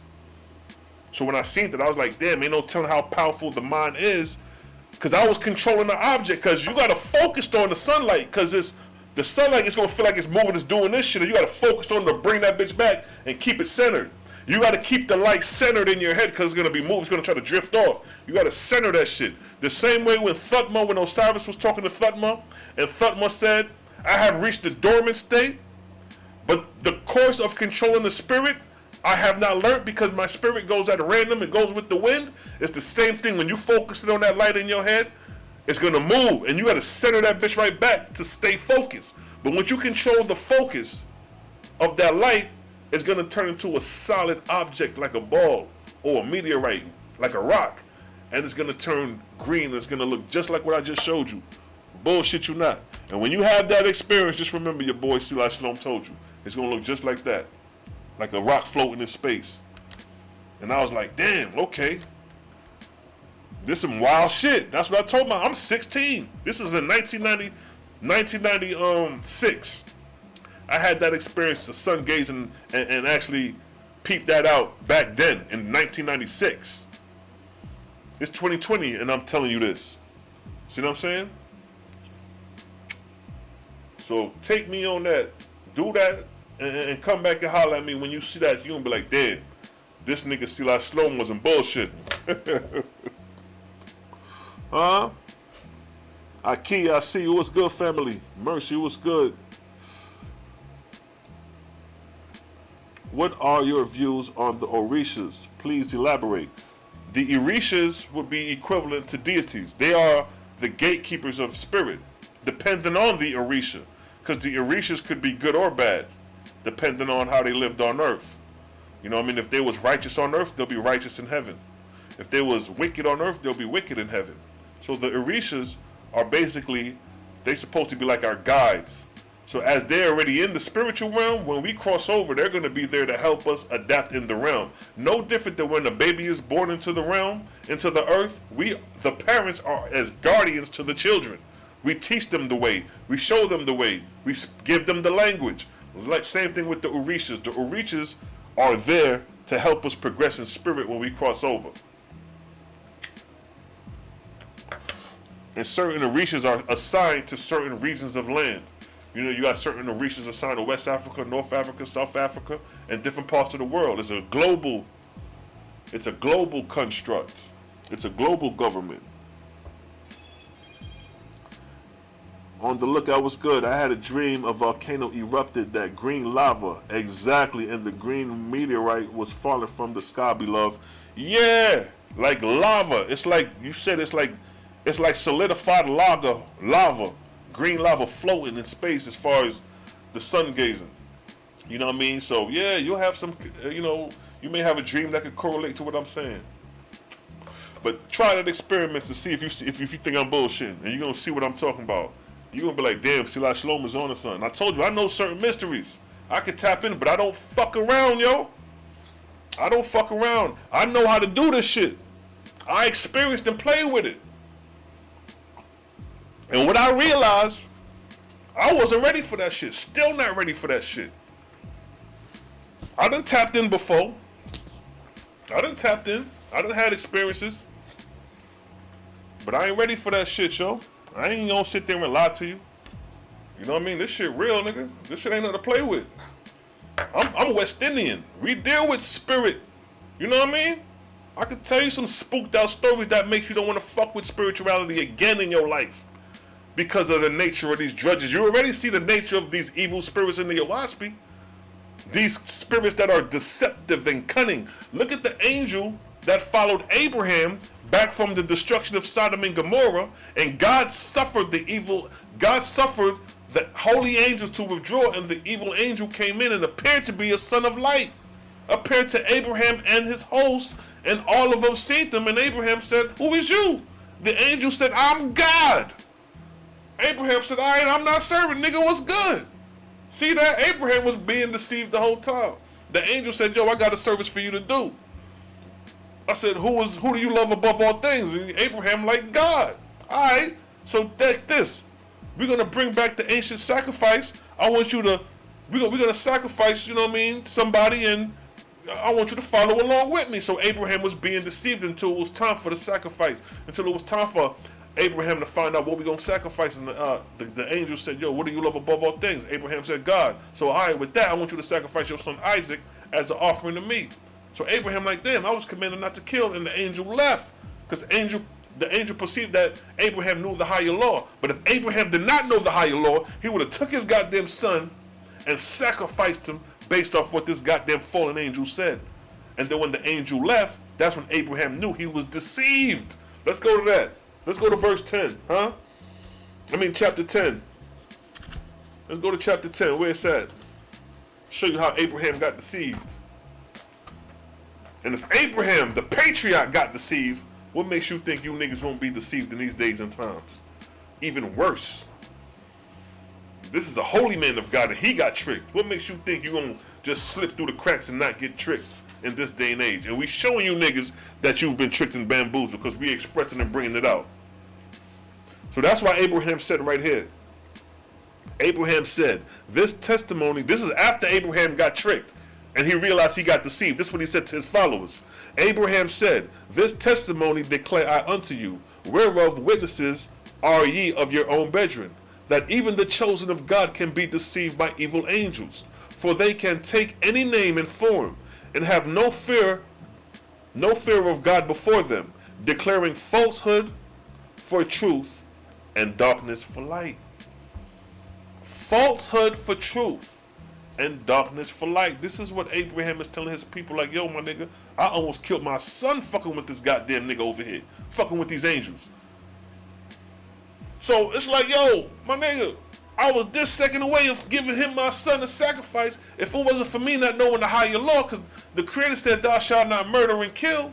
So why not all of a sudden I got to be inspired to murder and kill? That's what Abraham telling the angel. And the angel perceived, let's read it. Let's get it. Where do you say that at? Let's get it right here. This is a chapter over. This is the first book of God, chapter 9. Verse 9. God through his angels rained down fire in Sodom and Gomorrah. Rained down fire and brimstone on Sodom and Gomorrah, and they were burnt and destroyed. Lot the elder escaped and went and lived in a cave.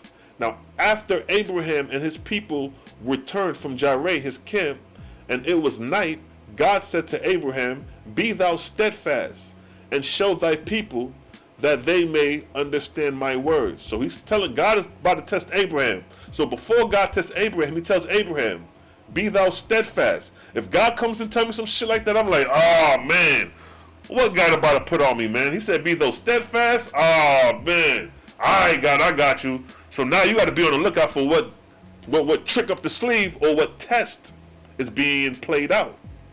So now, while in the states here, and while they were yet praying before the altar, God withdrew from Abraham and suffered the evil angels who had followed them from Sodom and Gomorrah to draw near about the altar.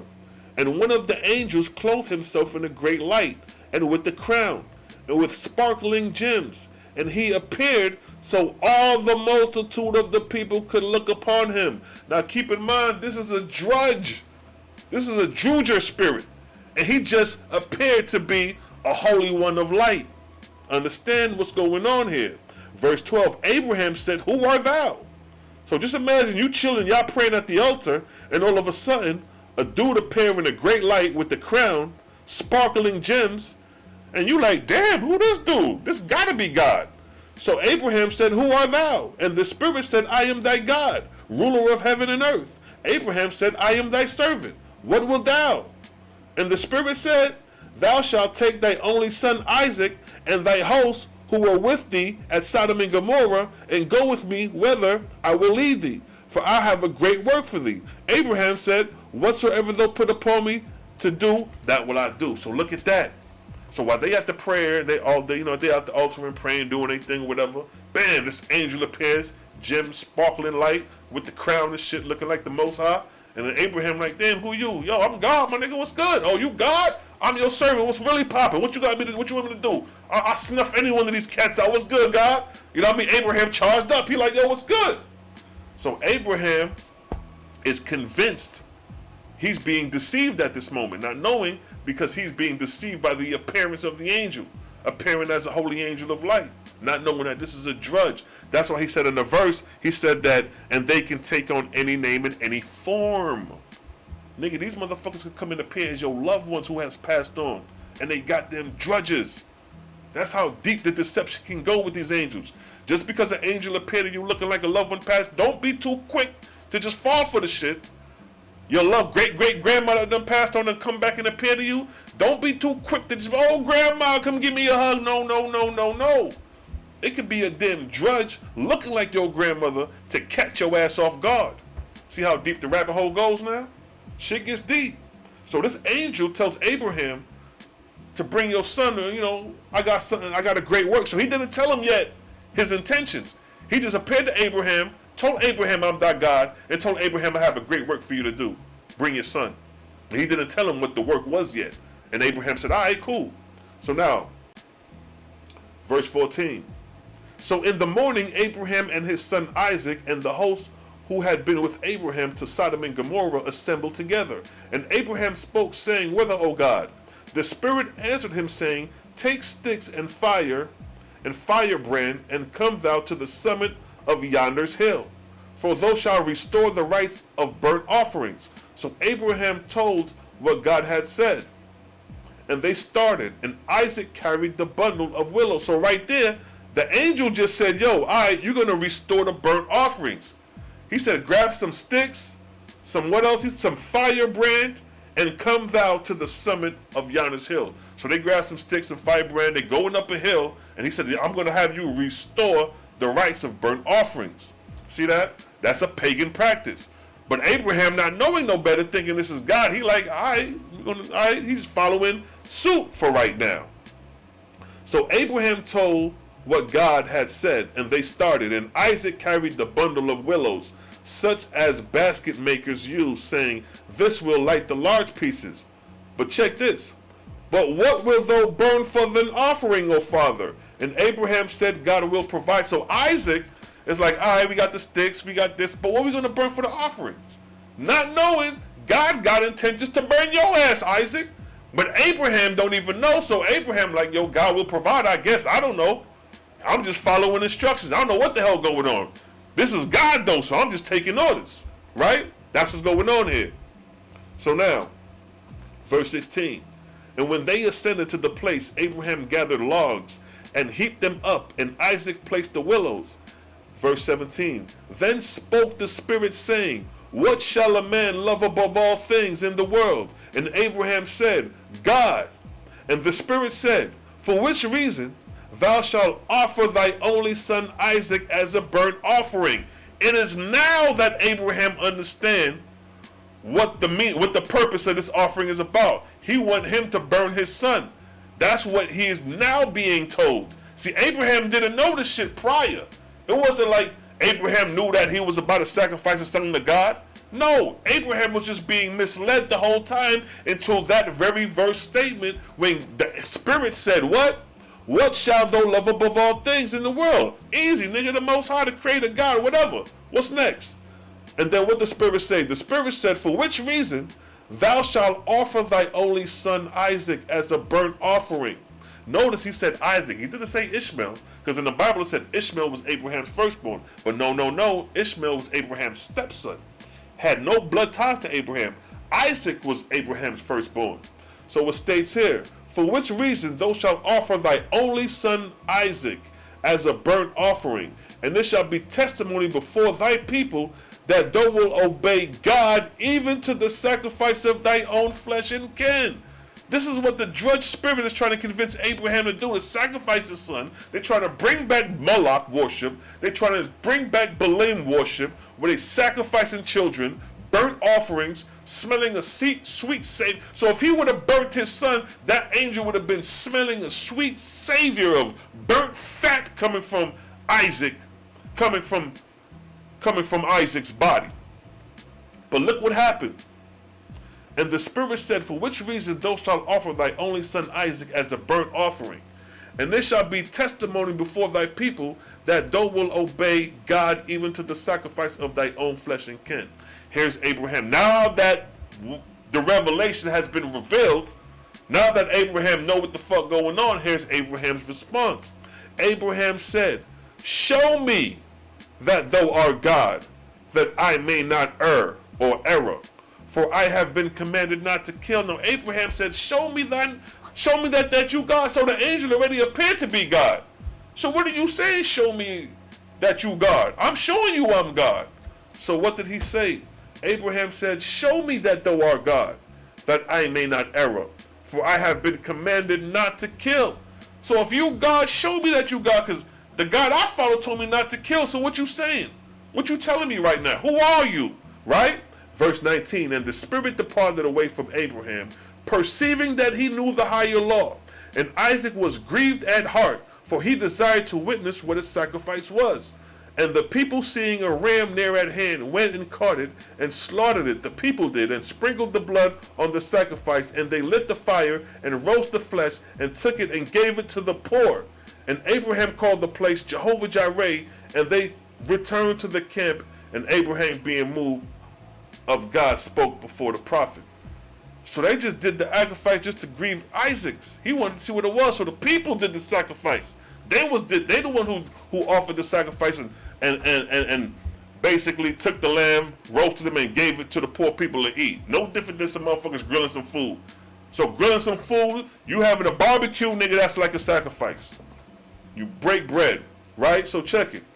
So it says, Abraham called the place Jehovah Jireh, and they returned to the camp. And Abraham, being moved of God, spoke before the people. Now in the Oahspe, it states that Jehovah Jireh is the name of the camp where they went. Now in the book, in Genesis, chapter 22, verse 14, it states the same thing as far as the name Jehovah Jireh. 22, verse 14, it states, and Abraham called the name of that place Jehovah Jireh, as it is said to this day, in the mountain of the Lord it shall be seen. And what did the Oahspe say right here? And Abraham called the place Jehovah Jireh, and they returned to the camp, and Abraham, being moved of God, spoke before the people. So we have both evidence in the Bible and in the Oahspe that Abraham's camp where they dwelt at was called Jehovah Jireh. Now when we go to Exodus chapter 6 verse 3, we have a contradiction. We have a big contradiction. Quick fast, right? So when we go to Exodus chapter 6 verse 3, it states here, and I appeared unto Abraham, Isaac, and Jacob by the name God Almighty, but by my name Jehovah was I not known to them. See that? We just read how Abraham named the place Jehovah Jireh. But here in Exodus, it's stated that I appeared to Abraham, Isaac, and Jacob by the name of God Almighty, but by my name Jehovah was I not known to them. So that's a lie. The name was known to of Abraham, that Abraham did know the name of Jehovah. So Exodus 6:3 is a contradiction. So now, we showing and proving here. Be not deceived by fallen angels. So we went from dealing with the sciences, coming back to the God concept, showing you how deceptive these false gods can be. You know what I mean? That's the beat about the Oahspe. It survives. Where say family? Uh-oh, we got this guy back in here. Let's get him out of here. Oh, this nigga going in. This nigga trying to... Alright, let me get him out. Yes, family.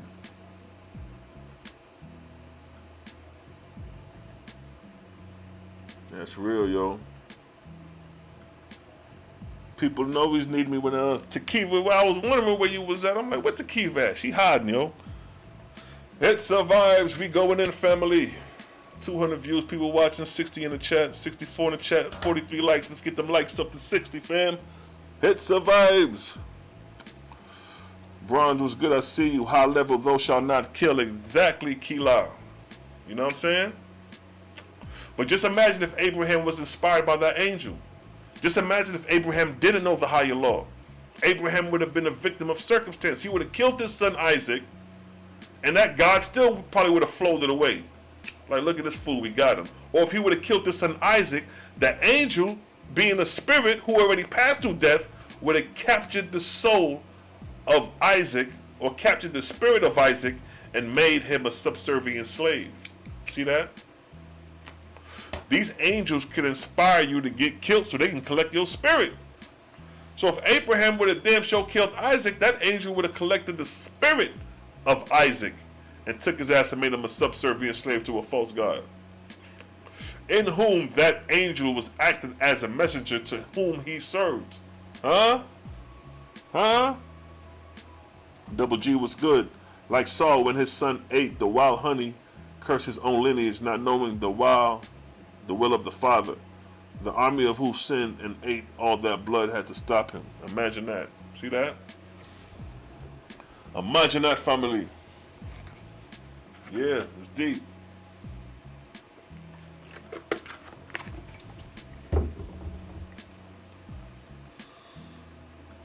Linda Beach was good.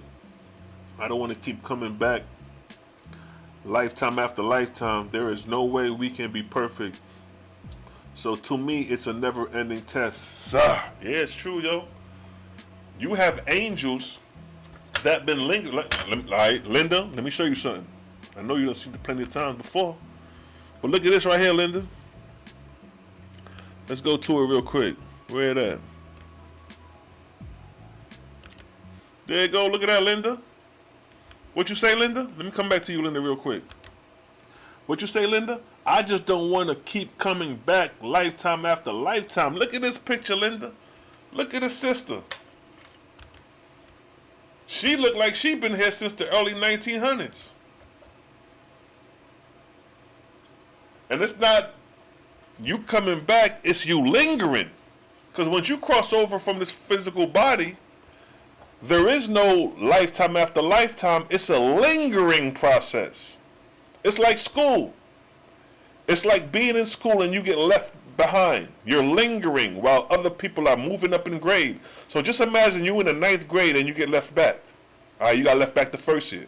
Now just imagine you in 9th grade again and you get left back the second year. And let's say you get left back a 3rd year.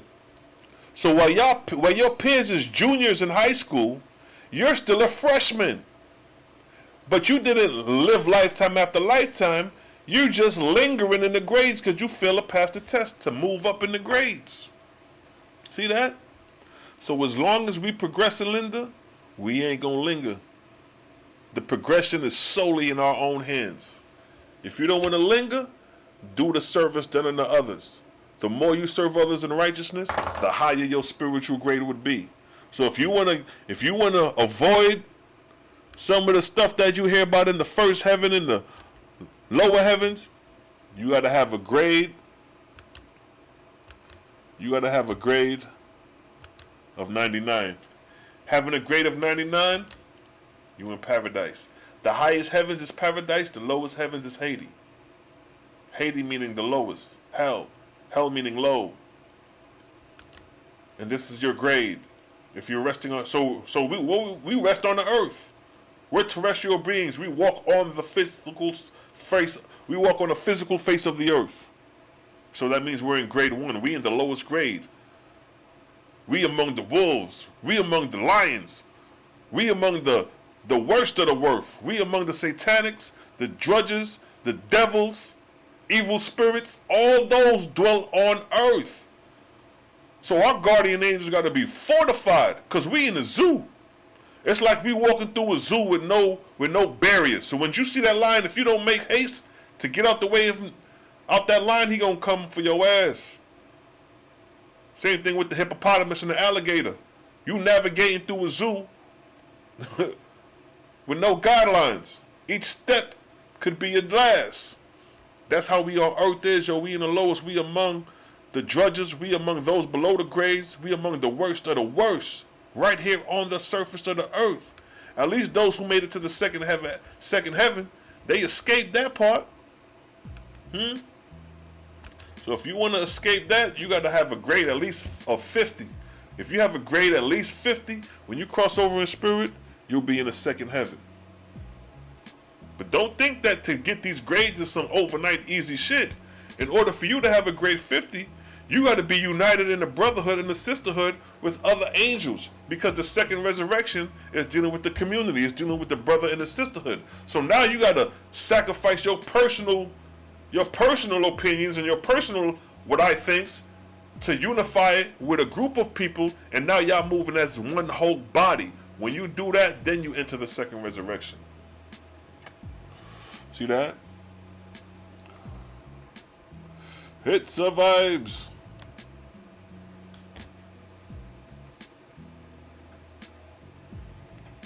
You see that? Yeah, they did it for the people. You know what I mean?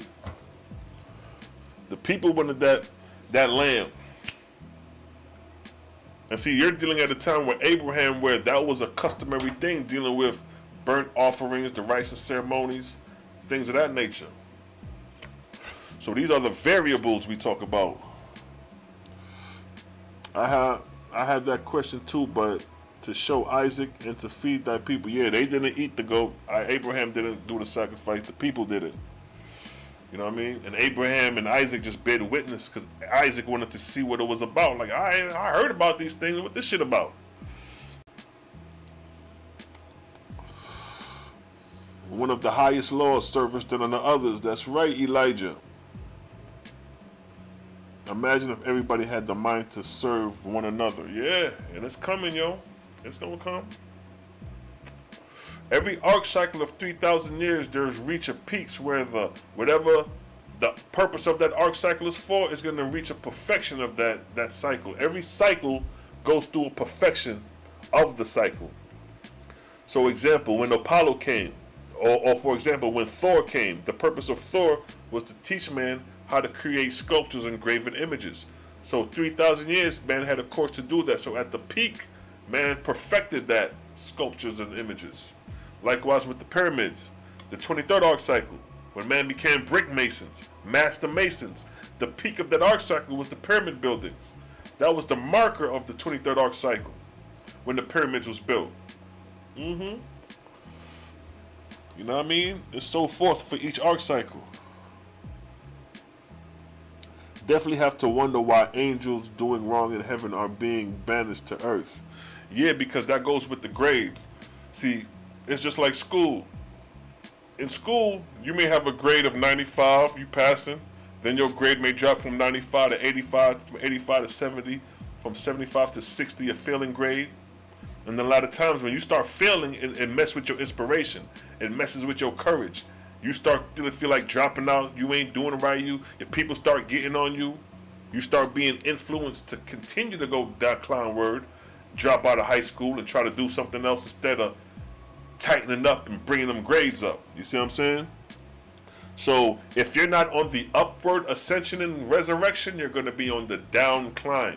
So angels that reach the second resurrection and they become disbelievers of the Creator, what happens? They'll linger in the second resurrection, and then they'll start to decline back to the first, then back to the earth, and become wandering spirits or drudges enticing mortals to evil. Very gods could become in that. Very false gods who became leaders can fall and become wandering spirits. And Abraham never went to war with Sodom and Gomorrah. Nah, Abraham was to bear witness of what was going on in Sodom and Gomorrah. He said, yo, I'm going to destroy this land because of what? The angels walking among mortals doing unlawful things, abominable things. So they had to get up out of there. And see, this is the Lord, this is true God, this is the Creator doing this. He's the only one that could do these things per se, because he's going to restore the angels that's being misled. So he's not destroying them and sending them to a lake of fire for eternity. He's destroying them off the planet to restore law and order and purity on the planet, and he gonna deal with them in the atmosphere. You see that? When it's time to clean up the hells on earth, niggas get wiped out, only to be taken in spirit to be purified and purged and restored. So if we're trying to remove evil from the planet and people got to get wiped out, they're not getting wiped out because of God being angry. They're getting wiped out because they're removing evil off the planet so peace, love, and unity can reign the blood clots. You dig? Mm-hmm.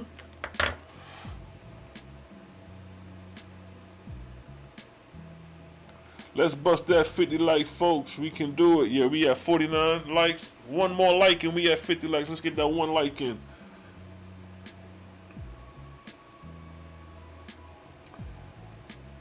Yeah, yo.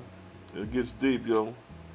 Servicing my brothers and sisters' obedience with honesty and truth. Yes, beloved, that's it. That don't take much. You could do that every day from the time you wake up till you go to sleep. You can serve your brothers and sisters in righteousness.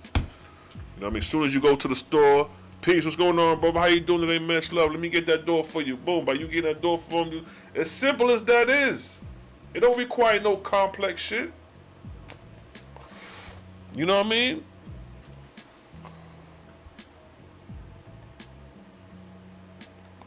Who's going off the planet? Who's going off the planet? These are the ones going off the planet. Those with grade 99. Once you read grade 99, then your ascension is off the planet. It's just like high school. When you in high school, who's going off to high school? Who's going out of high school? Where do you go after high school? You go to college. You go to another level of school with further learning and education, higher learning.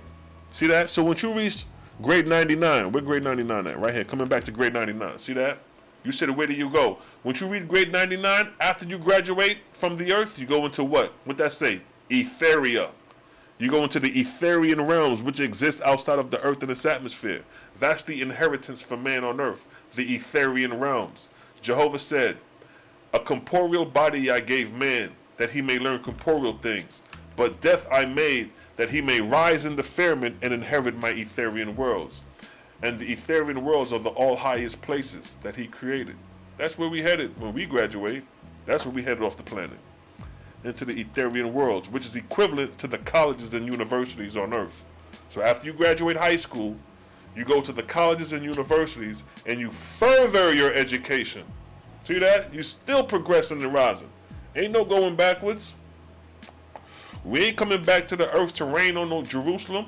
We ain't doing that. Earth is grade 1. Why are we going back to grade 1 when you ascended to grade 99? See that?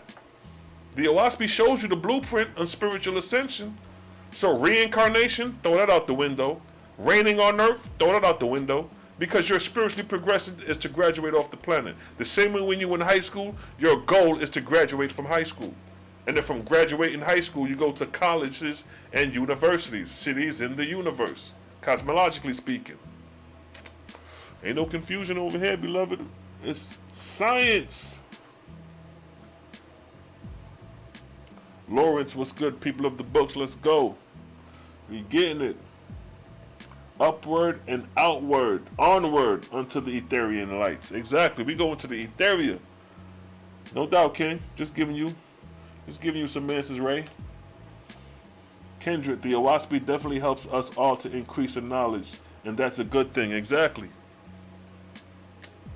Exactly. It increased in knowledge, yo. If niggas had this Oahspe, niggas would be more at peace. If niggas had the Oahspe and read shit like this for all my youngins who gang banging and took lives and is active gang bangers, I'm gonna do one on banging. As far as the spirits of the dead, how they can retaliate. I told my man who got bodies on him, I read him that, he started crying. It was real to him. You see what I'm saying? So this is the Book of Jehovah chapter 6. No. This is the Book of Jehovah chapter 8. This is why Jehovah said he don't want us engaging in warfare. Verse 4, the angels under you shall become at times rebellious and defiant, disregarding your laws and decrees. And they shall desert your heavenly places and go down to the earth in millions and hundreds of millions. And they shall drive away the guardian angels and then assume guardianship over mortals. But they shall develop no righteousness under the sun. But they will inspire mortals to war and destruction. And these angels will themselves take to war and evil on every hand within the places of your heavens. With foul gases of atmosphere shall they make weapons of war in places of torment. With these elements shall they make suffocating hells in order to cast one another in chaos. And mortals who shall be slain in war shall be born in spirit in chaos on the battlefield. In chaos shall such spirits enter the spirit world, and they shall not know that they are dead as to earth life, but they shall still keep fighting right and left. And enemy shall take enemy in these heavens, and they shall cast them in places of torment, which they shall have built, and they shall not know peace nor wisdom. Now just imagine your ass die and is in these spiritual conditions. You say you don't even know what's going. You don't even know. We're not even sure about life after death. You know what I mean? This is great information, but we're not really sure. We don't know what the fuck happens. But now, if you have these conditions hanging over your head after you die for engaging in warfare, why the fuck would you even want to participate in something that could leave you in a condition like this after you die? We don't know about death, but damn, you trying to tell me after we die they got spiritual conditions hanging over our head like that for engaging in warfare? Let me not engage in warfare then. Because this spiritual condition is much more worse and catastrophic than you killing a man. You killing a man, that's cool. You did that quick, fast, it's done. But these spiritual conditions last for hundreds of years, decades of years, centuries. So an act that you did yesterday can endure a punishment of 200 years, 50 years, 100, 20, 30. Shit run deep, fam. Shit run deep, fam. Miss Story, Victoria, I see you, peace. Yeah, so Fitz, what's good? That's that same freaky ass angel Hebrews be idolizing with the places of the plates. You know what I mean? My nigga Yasso Fitz, Fraser, what's good? Gang, I see you. Spiritual realm. Sadak, yo, rise your level of consciousness by serving others. That's right, beloved. That's right. Max him up, what's good? I see you, King. I can see that green whenever I want. Word up. These they talk I be trying to have with y'all. These are talks you be trying to have. No doubt, King. You know you can speak it here. You've been rocking with me for years too, King. What's his name? Max? Max him up 1? Yo, that cat been rocking with me for years. At least 6, 7, 8 years, damn near. I remember you, King. Linda Beach, I don't know, like to know how many times I've been sent back here. You ain't been sent back. This your first time here.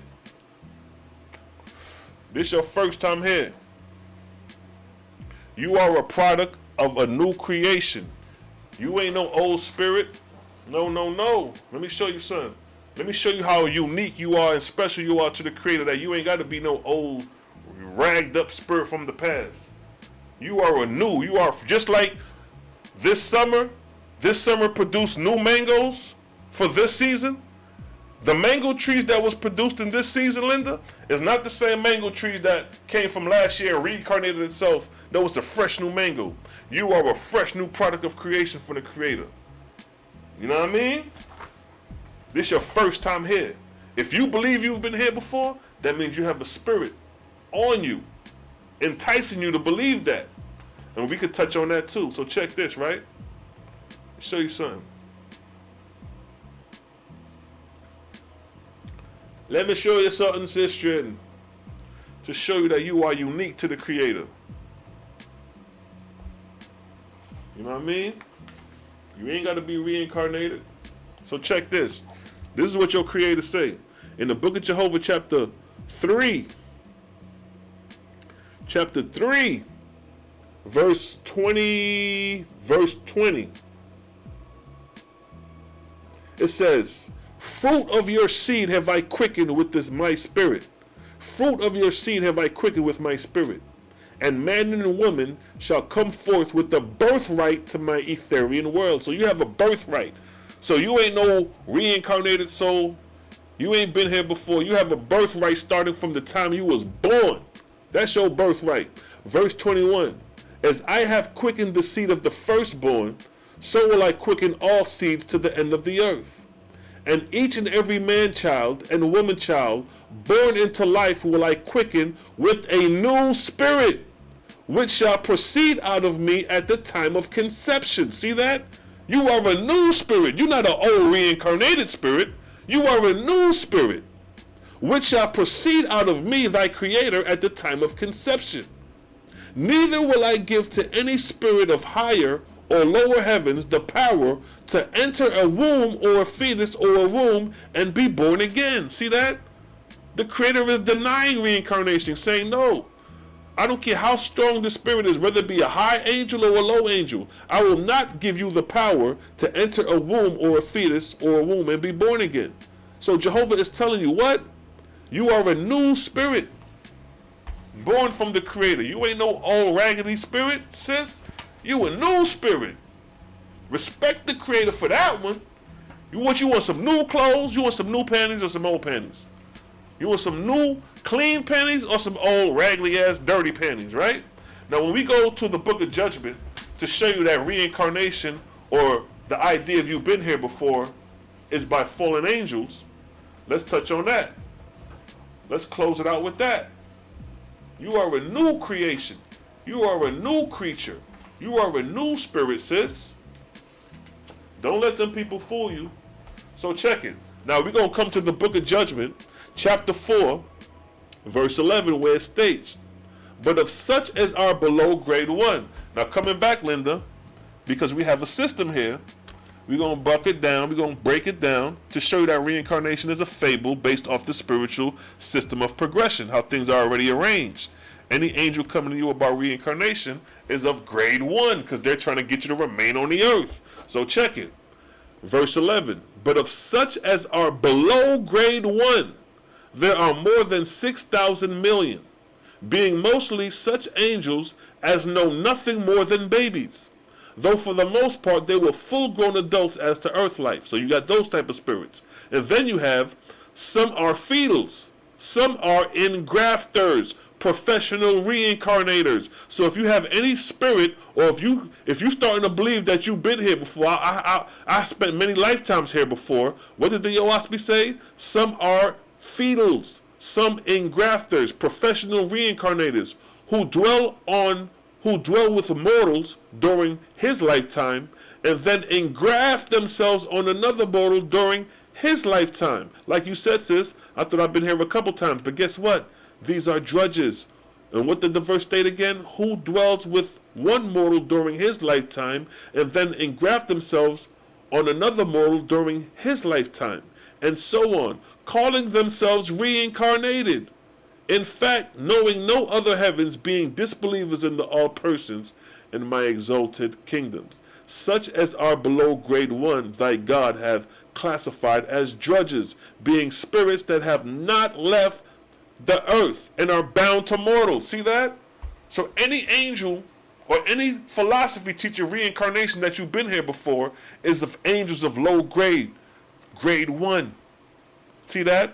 If he was an angel of the creator, he can be like, nigga, you ain't been here before, boy. You better get your ass up in grade so you can rise up to that second heaven and get that grade 50. And then from that grade 50, get that grade 99. And from that grade 99, send your ass into the Etherian regions in college instead of playing around in high school, talking about you're going to reincarnate back into the grades, so you're going to get left back in 9th grade. Yeah, I've been back here before. Yeah, you got left back in school. So yeah, you back here. You see how that worked, though, Linda? It's spiritual progression. You know what I mean? It's all love. It's spiritual progression, though. Yes, family. Getting it in. Does anybody have any pre-birth memories? Yeah, you got some angels that'll engraft on you and say, I was such and such in the past. And then that person who they say they was such and such in the past is that person engrafted on your soul. That's how deep it gets. That's why the Oahspe calls them engrafters. Spirits that engraft on you, speak through you, just like the movie The Exorcist. The Exorcist was a reincarnation. It was an evil spirit that latched onto the female. Started speaking through the female. Y'all seen the movie? Y'all seen the before and after pictures of the chick who became possessed? Let me get it.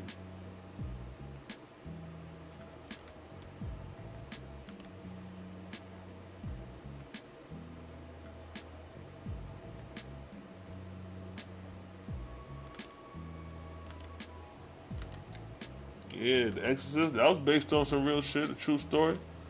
But that was a damn reincarnated spirit speaking through the girl, holding her spirit at bay, while the angels speak through her.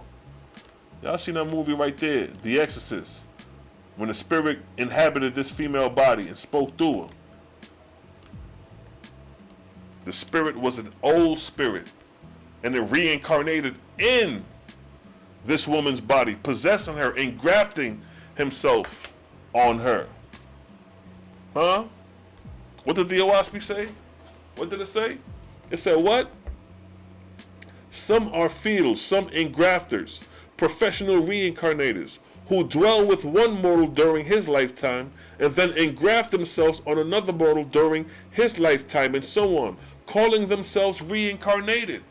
So these spirits can engraft themselves on you, speaking, talking about who they were in the past. You look it up and come to find out it's true, but that entity is living on your ass. That's how you went to the place of his origin and told you who he was in the first place. You know what I mean? So be mindful. Be mindful. These are low vibrating spirits who do these things, who talk about the reincarnation. Exactly. You don't want to come back once you leave. Exactly, because it's up and out. It's like high school. When you graduate high school, do you want to come back to school? You know, when you first graduate high school, you may come back to the high school because you kind of miss your high school. But once you in college now and got all that freedom and all that activity going on in college, you looking at high school like, nigga, I'm not going back there. You know what I mean? You may visit your high school for the first year, within that first year. But after that, you ain't visiting. How often do you visit your high school right now to this day? See that? You graduated. You passed high school. What the hell I look like going back and visiting my high school as if the teachers and the principal gonna be there from the days I was there? They gonna be looking like, what this grown ass nigga doing up in here for? We done graduated. We done moved on. That's how that worked.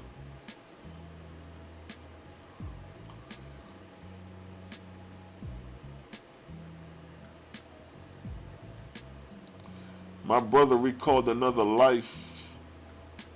Up until he was 5, I just thought he was born in a pathetic liar for the longest time. He could be telling you the truth. You have stories of people that come in and possess the spirit of man or woman and speak to them and say who they were in the past, and you look it up and there was really that person in the past, but that person is engrafted on you. So that's like me telling you, yeah man, I was once Elvis. I lived during the 60s, and this was my birthday and I did these things. And then you look it up and realize, like, damn, he ain't telling the truth. He's telling the truth. He did say who he was, because I am that person speaking in spirit through this body, this vessel. The spirits of the dead can speak through the living. The angels can speak through the living, through inspiration. That's why you got to be mindful when you out in the streets. You got to be mindful when somebody's saying something to you. It could be the creator using that person to receive, to get to you a message, but it's done in that manner for you to see if you're going to pick up on the message, or you're going to say, leave me alone, or he's going to say something and that message was for you, because the angels are speaking through him for you to get the message. That's how you got to be careful. That's the power of spirit moving through corporality. The Creator could use whom He wants to receive the message. It could be a homeless person looking bummy as fucking. You don't want to be bothered by that person, and he may be like, "Hey man, I got something to tell you," and you may be like, "You thinking he gonna ask you for some money? Yeah, leave me alone. I'm good. You cut him off. I'm good. I ain't trying to hear what you're talking about. I'm good."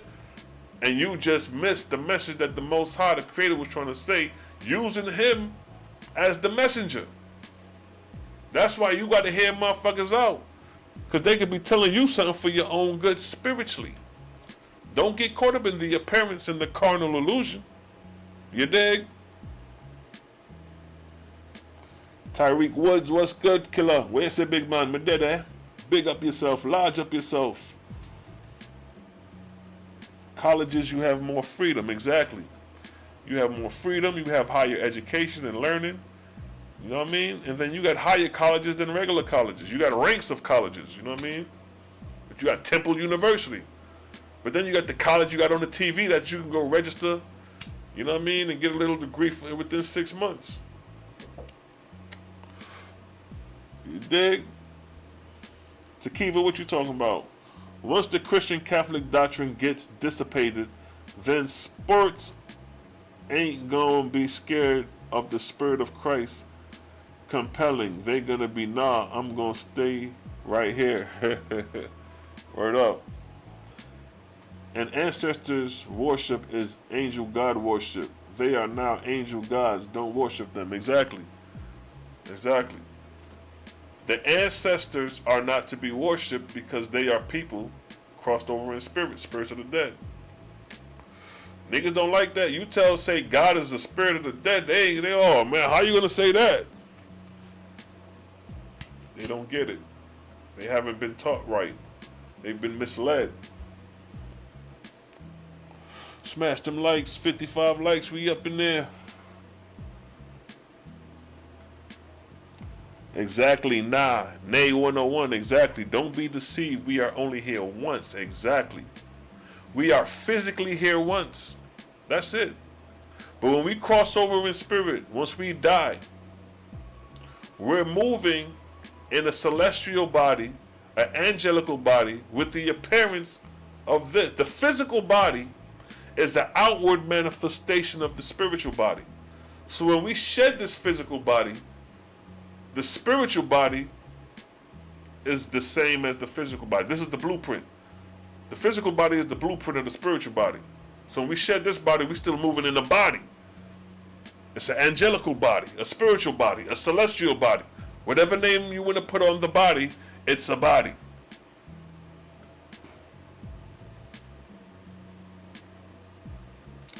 So that grafted drudges is grafted unto my brother until death.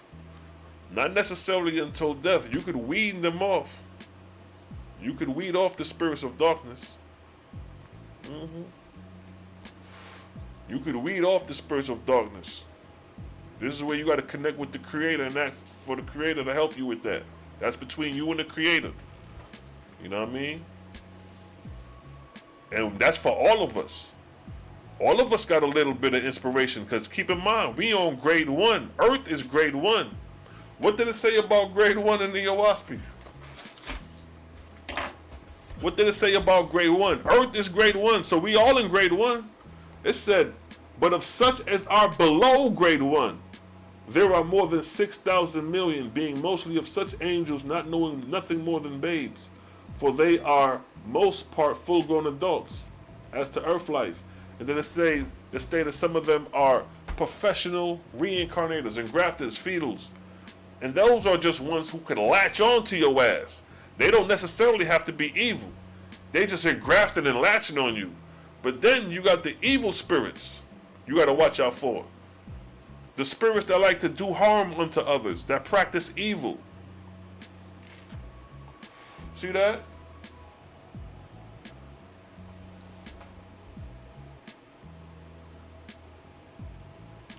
So we in grade 1. We got to stay prayed up. We got to stay prayed up.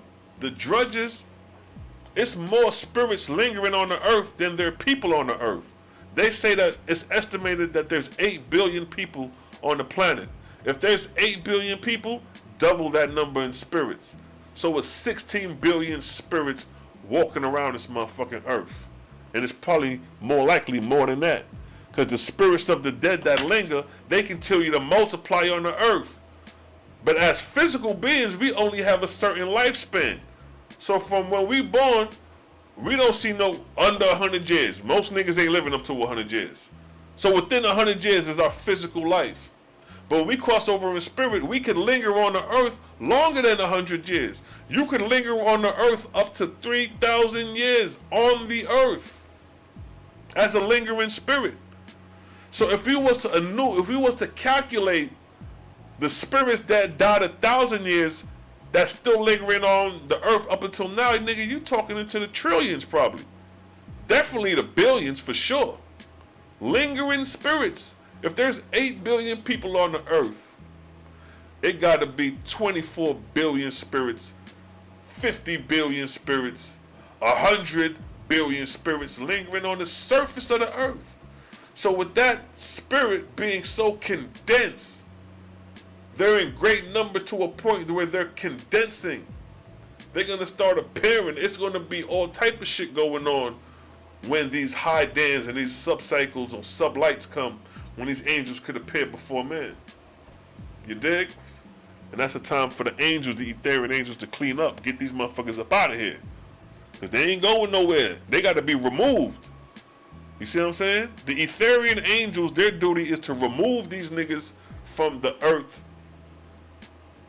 and put them in places of resurrection. Because true God sometimes could be outnumbered. He'd be like, yo, this shit is too much for me. I can't do nothing. They not listening. True God can't go to war. He can't restrain these niggas with, you know what I mean? So with that, that's where the etherians come in. So it's like if the police can't handle the situation, the SWAT team gonna come up. If the SWAT team can't handle the situation, the National Guard's gonna pull up. See that? It's ranks and order to this shit. It's a vibes. If you don't have you an Oahspe, get you one. Learn the definition. No doubt, no doubt. Get you an Oahspe. That's why in the Holy Bible it speak about the legions of demons unto one person. Exactly, sis. Legions of demons, and that's exactly what we read. Lingering spirits. Spirits that could move through you. It said what? Who dwell with one mortal during his lifetime and then engraft themselves on another mortal during his lifetime, calling themselves reincarnated. And then it says, they inhabit mostly old cities and places of filth and indecency.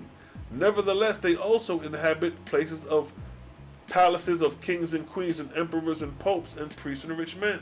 This is where they dwell at. It said they dwell mostly in the oldest cities. Y'all niggas want to run back to Jerusalem when these lingering spirits who can engraft themselves talking about, nigga, I'm John of 2,000 years ago. You're going to have some nigga in the land of Israel get possessed by one of these drudges talking about he John from 2,000 years ago. You would have another nigga in Israel going to get possessed talking about I'm Yahshua returned. Because what? It states what? They inhabit mostly the oldest cities. See that?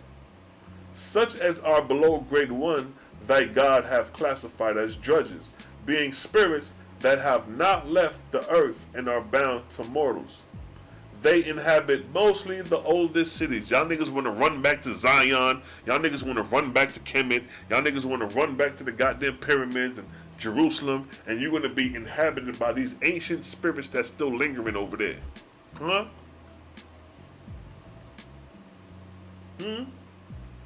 Verse 14. Of grade 1. I told you these things is graded. See, the Oahspe keeps it everything in context. It don't never get spaced out and leave you somewhere where you don't know what the fuck going on. It say what? It say what? Grade 1? It say what? 14. Verse 14. Of grade 1, there are hundreds of millions of angels strolling about the earth. See that? It said in grade 1, there are millions, hundreds of angels strolling about the earth. These niggas ain't got nothing to do but stroll about the earth. And then it states what? Crying out, I want to go to Brahma. I want to go to Buddha. I want to go to Jesus Christ. Huh? These are millions of spirits lingering on the earth. Verse 15. And I send my host of high-raised angels to them, saying, come ye to the kingdoms of Jehovah, and be clothed and fed, and learn to clothe and feed others. This is the way of resurrection. See that? These lingering spirits, lingering in grade 1, scrolling about, talking about they want Jesus Christ. Then the angels in service to the Creator say, what? I send my host of high-raised angels to them, and say, come ye to the kingdoms of Jehovah, and be clothed and fed, and learn to clothe and feed others. For this is the way of resurrection. See that? The service done unto others is the way of resurrection. It didn't say nothing about the Sabbath is the way of resurrection. It didn't say nothing about following a particular day is the way of resurrection. It said the service done unto others is the ways of resurrection. That's why I say, family, don't lose sight of the truth of the matter. The service done unto others. You could be an advocate follower of the moon cycles. You could be an advocate follower of the Sabbath. And you could not be doing the service done unto others, which is not in the ways of resurrection. The service done unto others is the ways of resurrection. So that's what I don't want y'all to lose sight of. Huh?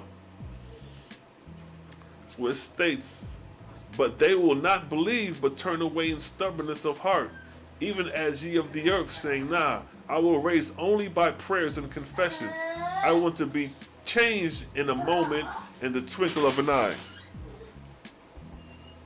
and raise and sit on the right hand of God. See that? That's what you've been taught. You want to be sitting on the right hand of God, like with Jesus. In the twinkle of an eye, things supposed to change. But no, it don't work like that. Things are progressionally grown, constitutionally grown. But it stated what? And clothe and feed others, and learn to clothe and feed others. You will be clothed and fed when you cross over in spirit. Then when you mature in spirit, you're going to learn to clothe and feed others. This is the way of resurrection. See that? Verse 17. And there are hundreds of millions who, being dead and not knowing anything, but through the belief in the judgment day, went to sleep and are waiting for the trumpet of Gabriel to call them forth. See that? Instead of doing the service unto others, you've been following a doctrine talking about you're going to die in sleep and wait for the trumpet to blow of Gabriel. The foolishness you've been taught. See that?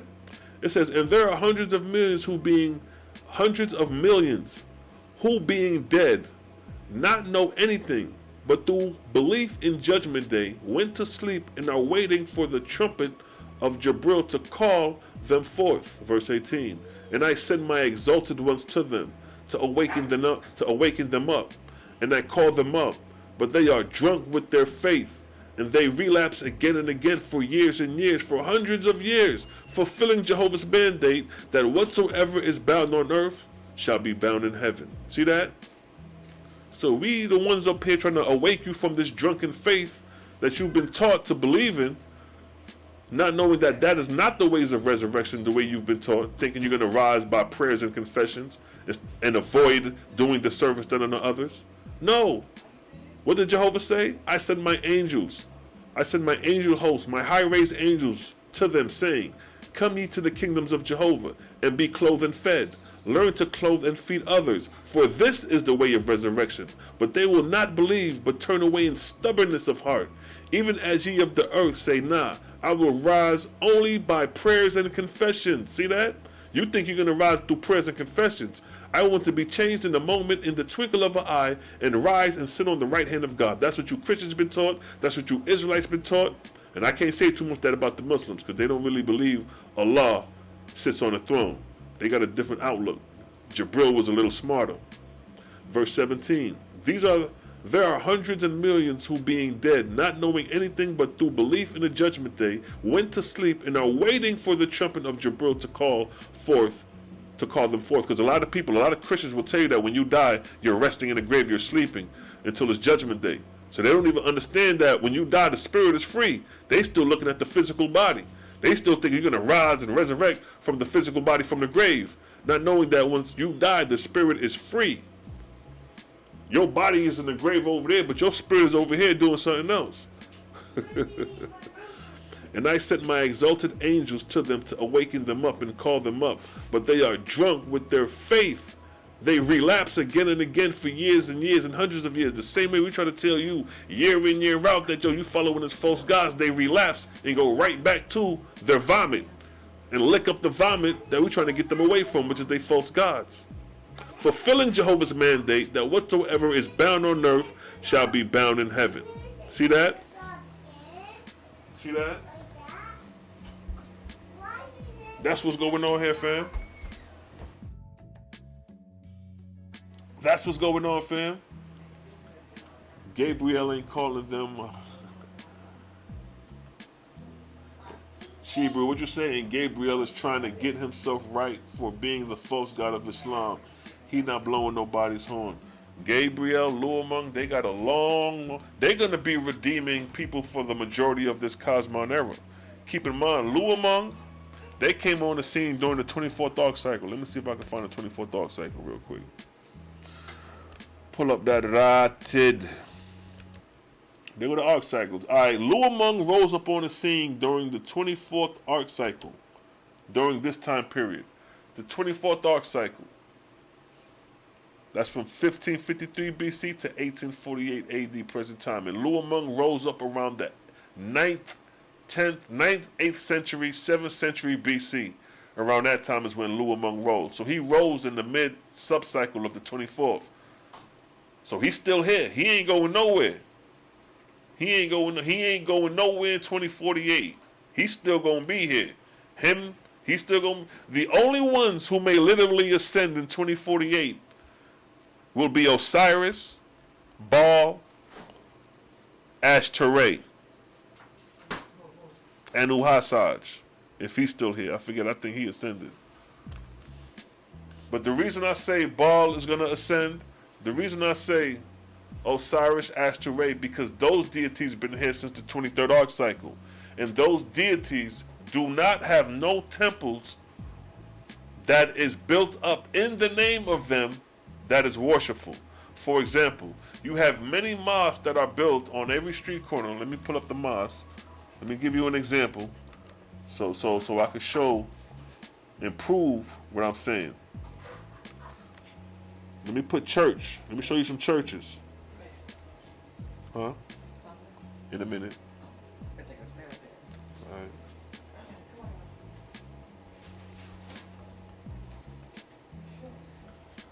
So check this. So now, let me show you something. Let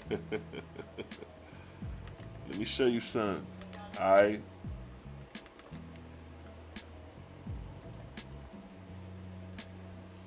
Show you something, yo. Let me show you why these deities may ascend or will ascend. Alright.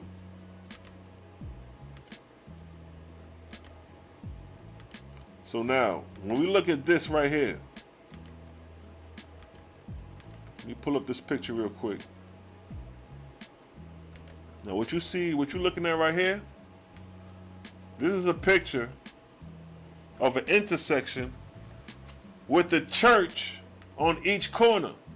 So each one of these buildings, those 4 buildings are churches. There's a church on each corner. Now these are Christian churches in worship to Jesus Christ. Now the reason I say Osiris, Baal, and Ashtaroth could ascend in 2048 because there is no churches or temples built to Osiris, Baal, and Ashtaray in their name that people are going and pay tenths and tithes to in service of that God. You don't have no church of Osiris where you got the image of Osiris, where niggas is really gaining a population. Yo, these are the Osirian followers of today. You don't have no millions and millions of followers of Osiris in comparison to how you have Christianity and Islam. Huh? So Luamung ain't going nowhere because he got 4 churches right across from each other. And all I got followers of Jesus Christ. So this is why Luamung ain't going nowhere no time soon. He got to root up that shit.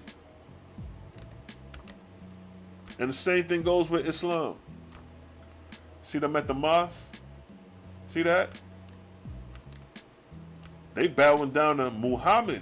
They bowing down to Allah, under the mosque. So these two religions, Islam and Christianity, are the dominant religions of today. But there is no religion to Osiris no more. There is no religion to Aset, Ashtaroth, Baal, where people are moving in this manner and growing in numbers of this manner. So this is why Osiris, Baal, and Ashtaray may ascend in 2048, because their names are not being worshipful in the sense of church on the level of Jesus Christ type of worship. Niggas ain't worshiping the Jesus Christ. Niggas ain't worshiping, going up in church talking about Osiris is Lord and Savior, Ashtaray is Lord and Savior, or Baal is Lord and Savior. They saying Jesus Christ is Lord and Savior. They saying Allah is most merciful, most benefit. You know what I mean? Bismillah el-Rahim, however you say it. Allah the Beneficent, the most merciful. That's what they saying. They ain't saying Osiris the most merciful, Baal the most merciful, Ashtaray the most merciful. So it's showing you that these gods had their reign, and they're not being worshipped on the earth. And now they could ascend because nobody's worshiping Osiris. You may have some copycats, but the actual Osiris. You dig? It survives. Yeah, Osiris still got a pyramid in Egypt, but there is no practice and rites and ceremonies going on in the pyramids in Egypt. It's just an eyesore. That's what he said. The pyramids is going to be an eyesore to the gods as a reminder of what they did. But there is no practice and rites and ceremonies being practiced in the pyramids as you have in the Catholic and Christian church and in the mosque being practiced today. So those are ancient relics of the past as a reminder, as a sore eye to them gods. You dig? Not to be confused with those temples being worshipped. Because all the temples of ancient Egypt that Osiris ran in antiquity, all of them are in ruin. All of them. Those are visiting sites for tourists at this point. What used to be temples to Osiris are now tourist sites. So that shows you the progression of that false god for his elaboration or his redemptive works, undoing what he have done. But as far as as far as Osiris, Luamung and Jabril, they definitely not going nowhere 2048. They gonna be here.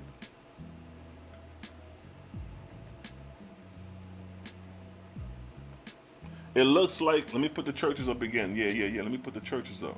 Because I can guarantee you, can't nobody call out a church where they worship Osiris with a picture of Osiris like they have a picture of Jesus. And in great number. Show me, like Christians, there are millions of Christians that are followers of Jesus Christ. And there are thousands of churches. Now show me thousands of followers of Osiris. And show me the churches that are like liquor stores on each corner in comparison to the Christian and Muslim mosques from these ancient deities such as Osiris, Baal, and Ashtaray. This is why I say that they could wellly ascend. Because keep in mind, these cats been here for damn near 3,000 years. Baal been here damn near over 3,000. And Jehovah say 3,000 is the limit, so it's going to come a time where they're going to be redeemed, restored, and as long as their names are not worshipful on earth, like how the names of Jesus Christ and the laws being worshipped today in that manner and fashion, they're going to be up out of here. You dig? The false gods of Zarathustra's time is up out of here. You see what I'm saying? So eventually they're going to go. But what I'm showing you is the duration of time from when they were worshipped to when there is not even a church built in their name anymore. So that shows you their deliberation, their duration, and their redemption and freedom to ascend to the Ethereal worlds. So even if Osiris ascended to the Etherian worlds in 2048 and came back 400 years later to help raise up a harvest and the pyramids were still standing, as an Etherian, he'll still be looking at them pyramids like, yeah, I fucked up, I did that shit. As an Etherian. You see what I'm saying? As long as them pyramids stand. It didn't say as long as them pyramids stand that they will be bound to the earth. It said as long as them pyramids stand, it'll be a reminder and an eyesore to these niggas. Like, damn. Yeah, I done did that shit. I know I done did some dumb shit in the past, but you know what I mean? That was before. It's one of those type of situations. Yes, family. That cold and eyesore. That's cold and eyesore. Yeah, that's cold and eyesore, no doubt. Luamong really did a lot of damage. Yes, he did great damage. All these false gods collectively did great damage because a lot of these false gods was copycatting one another. You see what I'm saying? Luamong sent it off. Then after Luamong, Osiris copycatted. Not Luamong, Anuhasa set it off. Then Osiris, Baal, and Ashtaroth kind of copycatted Luamong. Then Jibril and them and Luamong, and then not Luamong, Osiris, Baal. They kind of copycatted after Anuhasaj. And then Luamong copycatted after Osiris and Baal and all that. Too much Christ Jesus worship. No doubt, Omiya. Too much, yo. It's overkill. And it's crazy because in the Oahspe says that Luamong will be the most hated God that ever was. I'm like, damn. That's a heavy ass statement. To say that you will be the most hated that ever was, man, I feel bad for Luamong, man, for some shit like that. Like, goddamn, that nigga need a pat on the back for that one, boy. You're gonna be the most hated God. So that means Luamong ain't done yet. It may be, you know, Luamong may be up to some slick shit. I don't even think he lingered in hell long enough. He may have been in hell for a little minute and got restored and may feel like, you know what I mean, that shit wasn't a little nothing, and may try another move on a nigga. You know what I mean? You never know. These are the variables. You see what I'm saying? God body, what's good? I see you, fam. Peace to the God. Stefan, what's good? Peace, family. What's good? Getting ready for work. Yes, Stefan. Go and get that paper. Go and get them ducats. Fraser, Ahura Mazda still has a following in Iran. Right, see that? That's deep. Yeah, that's deep. And that Ahura Mazda is basically the false Ahura Mazda. Because you have, you know what I mean, false gods like Luamong, Kabbalistes, and Enuxa. Some of them niggas. I forget, I think it was I forget if it's Enuxa or Kabbalistes. Them niggas did the Sanskrit. So even that worship of Ahura was a modern day false god that took on the ancient names and reenacted. You see what I'm saying? Yeah, yo. What's that in the is that in the Book of War? No, that's in the Book of Escra with Enuxa. Let me get that for you real quickie while I roll up some of the icky. My fingers feeling. Alright, so check it. Let me see in the Book of Escra. Let me see. Kabbalistes. The niggas took the mutilated and made the Sanskrit. I can't flip.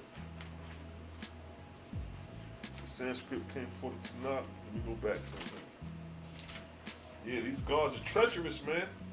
These gods will take on the names of ancient ones and reassume to be those ancient gods. Putting burden on themselves because they the ones who called upon that name to claim. So check it. This is Kabbalistes. Now Kabbalistes is the one who came and gave you the false Ahura as far as modern times, as far as compiling the doctrine. They compiled the text. So here it states, Kabbalistes said, now this is in the Book of Escra, chapter 22. Chapter 22, verse 22, it states, Kabbalikti said, now will I clear away the ruins and build my everlasting edifice on the earth. Wait a minute, family, before I read that, let me finish twist up my spliffy before it dry out. And it becomes brilliant hard, and next thing you know, I done wasted a cigar. So as you bear witness to the physical fitness, you're looking at Jehovah's Witness, the real Jehovah's Witness. Let me read this real quick, fam. We're going to read about, the Ahura is mentioned in the Sanskrits and the Vedas and all those texts. You dig? All right, let me move the churches out the way now. Let me move the churches out the way.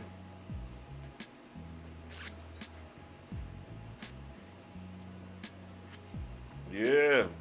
All right, so check it. I mean, it's a vibes, man. If I roll up a spliff thing, yeah? Yes, Caribbean vibes. Rastaman vibes. Rastaman vibes, you dig? So check it. Right here, verse 22, right? It states, behold, I will remodel.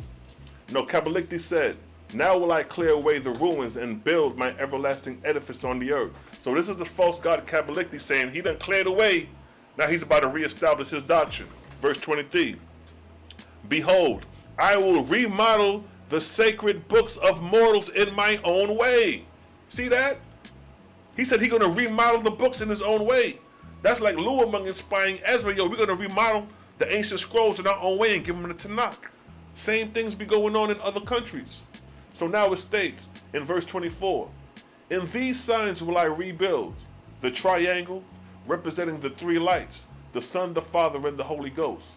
Verse 25, I will reestablish the bull as the sign of my power, and because of my heavens are the all pure, the bull shall be white. Verse 26, the juggernaut, the wheel, shall be my road mark. Verse 27, these signs shall be given unto my mortal subjects to be theirs forever. Verse 28, and whoso pardons my signs, paradeth my signs, shall know that they are my covenant, which I have made unto mortals. Verse 24, here's the catcher. Kabbaliktis then appointed 12,480 angels to go down to India to rewrite the sacred books of mortals. See that? So this false god is inspiring angels to go down to India to rewrite the sacred books of mortals. The same way Luamung inspired Ezra to compile the ancient texts to create a new text.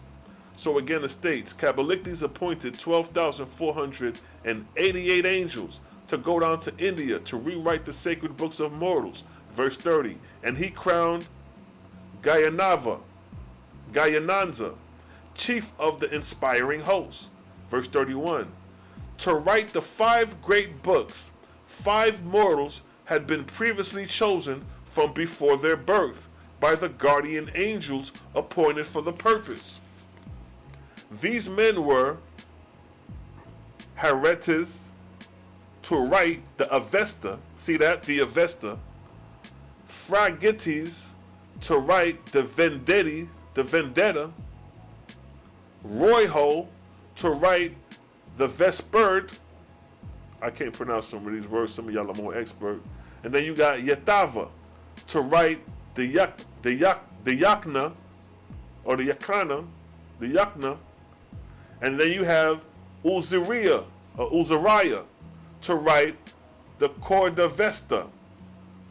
Verse 33, and the angels chose Kabbaliktis in heaven, were sent down to these mortals in infancy to guard them from the time of their birth upward. And the angels were divided into 12 watts, sufficient to keep away all other angels, to be with their mortal wards day and night, to converse with them in their dreams to give them visions and good habits and virtue and truth and wisdom. See the power these angels have through inspiration?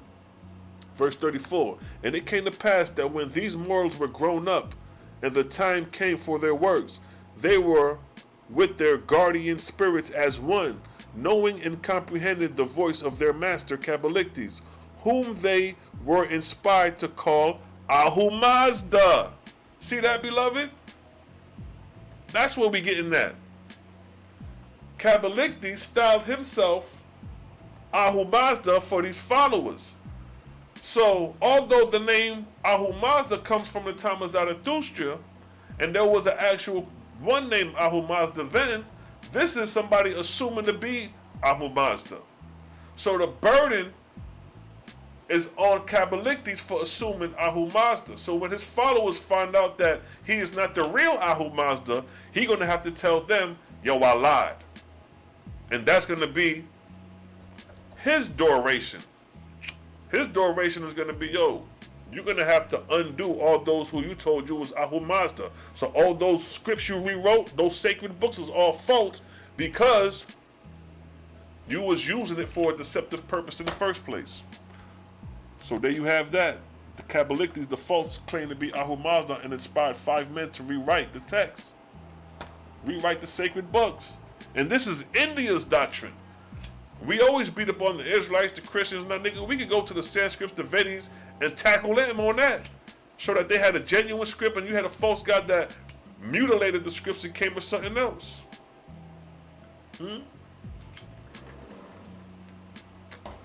It survives.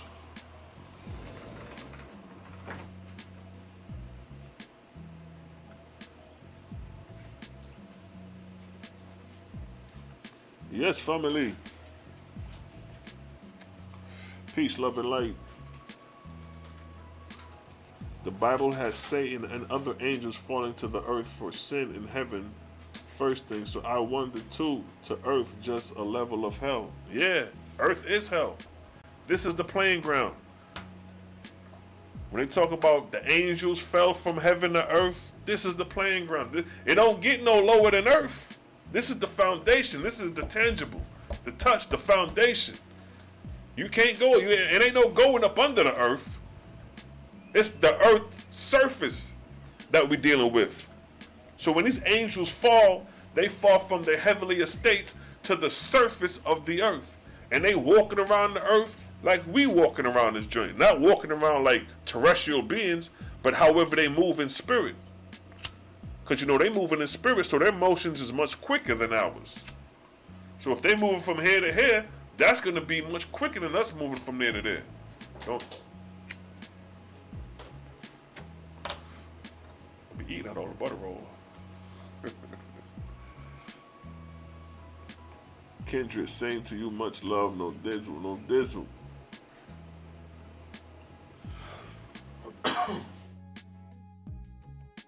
And Bronze, I think you're the one who be knowing the familiar with the East Indian culture. Yes, there are 5 Vedas. Yes. See, the Oahspe touch on that. Those 5 Vedas. Damn, man, you just validated the 5 Vedas is these 5 men that they inspired to write. But these are coming from Kabbalistes, the false god. Imagine that. You see what I'm saying? The genuine texts of the Vedas come from the time of Brahma. Brahma had a son named Veda, and he was the one who wrote the Vedas, and it was named after him. I said, wow, look at that. So you got this angel that's going to be inspiring 5 men to write these books. He says to write 5 great books. 5 mortals had been previously chosen before their birth by the guardian angels appointed for the purpose. And we have Braun just validating that there's 5 Vedas. So I said, look at that. Look at that. And what it states. Where we at with it? So we stopped at where it says Kabbalistes, whom they inspired was to call Ahu Mazda, because this name was pleasing to mortals. So again, the name was pleasing to mortals. That's why Kabbalistes used it. The same way the name Christ is pleasing to mortals. If this false god was doing something in a country where that name was favorable, he would have said, yo, I'm Christ. Make it simple. Verse 35, Gananza commanded Gananza, commander of the inspiring host, distributed the 12 lights of the throne, and the angels in rapid report with their 5 mortals, to each of them, except to Haratza, and to him he gave 4. And now, when the writings was to be done, the following was to be the manner of inspiration, to wit, the writer was previously inspired to be at now, this breakdown of spirit communication is the same means of spirit communication, but the only difference is the inspiration of what's being inspired, but the way of communication remains the same. So this is the same way. What we're going to read is how the angels came to Nubro to inspire him, but the only difference is testing the spirit to see if it's of the creator or if it's of a false god. But the means of communication remains the same. So what states here, verse 37, the writer was previously inspired to be at his post at dawn in the morning.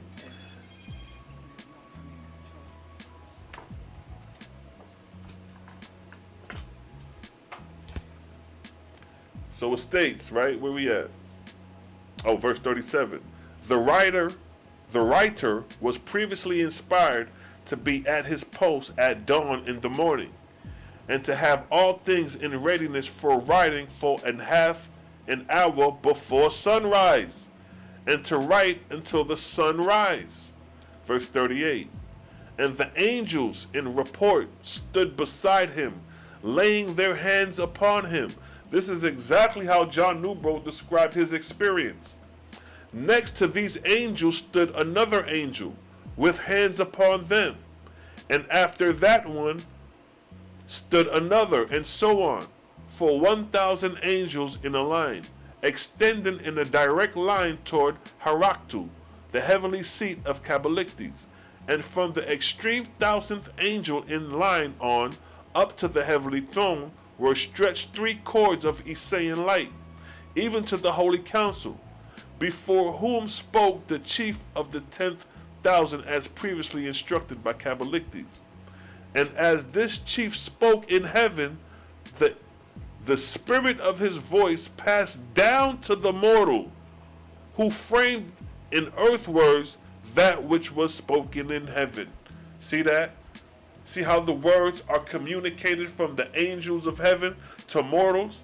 Whether if you are a false god or a true god, these are the means of spirit communication. Verse 40. Jehovah hath said, 2 kinds of spiritual inspirations have I created for mortals. To the individual man, individual spirits, but to him that labors for the resurrection, a line of angels extended to the kingdoms in heaven. See that? And if that line have a good work on hand, I break it not. But if it be for self, it will break on its own accord. See that? Verse 42. Thus were written the sacred books of India, the mutilated remains of which survive to this day. And copies of these books were written on cloth and on paper and on stone, some of which were carried in different directions over India. Verse 43. And in 87 years Cabalites completed the sacred books and disbanded the inspiring hosts. Verse 44. So far Cabalites had destroyed 9 million men, women, and children in the wars. He had also destroyed 4,000 heathen temples, more than 300 cities, and he surpassed over 200 languages, and banished 6,200 false lords. Verse 45. He also commanded all languages to be hereafter made of the Vedic, the Haya, and the Zen, from which Sanskrit descend as to this day. See that? Sanskrit that you have to today is a representation of the inspiration of Cabalites, claiming to be Ahura. This shit run deep, family. The real Ahura Mazda was with the time of Zarathustra. This Kabbalistes in India is assuming to be Ahura of old and rewriting the scrolls and coining them under the Sanskrit. So what you have as modern Sanskrit today is the mutilated words or the mutilated writings or the combinations and compilings of these scrolls of antiquity. And they rewrote it, so they added shit. They made up shit just like they did with the New Testament and the Old Testament. They modified the words, they changed things around. Instead of calling them an individual or an entity, now it's a principle. Brahma is a principle now. He's not a man no more. You see what I'm saying? Osiris is a principle. He's an aspect of nature. He's not a deity no more. When you talk to these Kemetic cats, they're not going to tell you that Osiris was a deity. He wasn't real. He was an aspect of nature. He was greenery. He was green, representing vegetation. The fuck out of here with that bullshit. Osiris was sitting on the throne, commanding people to be coming to him in the field of reed, the fields of rush or the fields of reed. I read the text. Osiris was playing savior. You dig? You smoking with me? Yeah, put it in the air, light it up. You dig? You laughing? You laughing, beloved? I see you. The real soul food, you done know. And if I like my thing, yeah. Shit, I ain't smoking bothering nobody. I ain't talking about nobody. I ain't making videos about nobody. You see what I'm saying? You see what I'm saying? I'm giving you the word of the Creator. While you want to point the finger. Oh, he says he's a gang. Oh, he's smoking weed. Y'all are so far from the truth. While y'all doing that all to me, the Creator just looking at y'all like, yo, you pointing it. While you doing this, pointing the finger pointing back at your ass doing that shit. You being a hypocrite. Being a hypocrite is worse than somebody smoking some bud. Being a hypocrite is worse than somebody screaming gang. False allegations is a dangerous thing. Making a claim about somebody that's not true. That's a sin. That's against the Creator's ways. How dare you represent the Oahspe and come at another person representing this information and try to slander them, knowing damn well they just bringing light, truth, and love to this channel. See what I'm saying? Let's get it. 60 likes, 50, okay. We got more likes than viewers, than people in the chat. That's what I'm talking about. Kinfolk, what you say, Kinfolk? They lost. You already know, Kinfolk. That's my Kinfolk. We on some South shit. Big up to the fam, yo. Let's raise the music. Let's vibe for a minute. Let's dance. Shebrew, I see you. Shebrew still in the club dancing. Let me see you bust that two-step, Shebrew. Let's bring it up. Let's bring it up. Yeah. It's a vibes. Yes, family. Yo, Selah, Shalom's on the 1 and 2. We on the selector. DJ. Selah, Shalom on the 1 and 2. It's the recreational period. It's the festivity when the atmospherians and the etherians mingle and talk about Jehovah's creation. Let's go ahead and two-step on the dance floor for a minute. Where y'all at, family? Where you at, family? Let me see you on the dance floor two-stepping. Oh, I see you. Yasso Fitz is the first to bust out with the John Travolta move. Staying alive. It's a vibe. It's a vibe. Oh shit, Kinfolk bust out. Takiva, I see you. Bust out with the red dress. She came out sharp on the dance floor. Global Purpose, I see you. With the Vortex, he got you a dance mate. I see you. Yeah, so Fitz laughing while dancing because it's a vibes. I see you, Kindred, with the red dress. Three-stepping. Oh, snap. Deshaun in the building. Oh, she two-step. She's showing out. Okay. It's a vibes. Deshaun done got wild. She done had a couple drinks. She letting loose on the dance floor. It's a vibes. Yes, family. Selah, Shalom on the 1 and 2. Selah, Shalom selector. We could speak this knowledge, speak about the wisdom of the Creator, and enjoy ourselves on a dance floor, on a two-step. You know what I mean? When I get them drinks, get your spliffs, get your food, get your inspiration, and hear the words of the Creator. Your boy Selah Shalom, you know how we do. It's a vibes. Everybody dancing. What you say, Daryl Cosman in the building. I see you, family. Peace, king. Much love and respect. We vibing out. Global Purpose doing them high heels. I see you. You vibing out.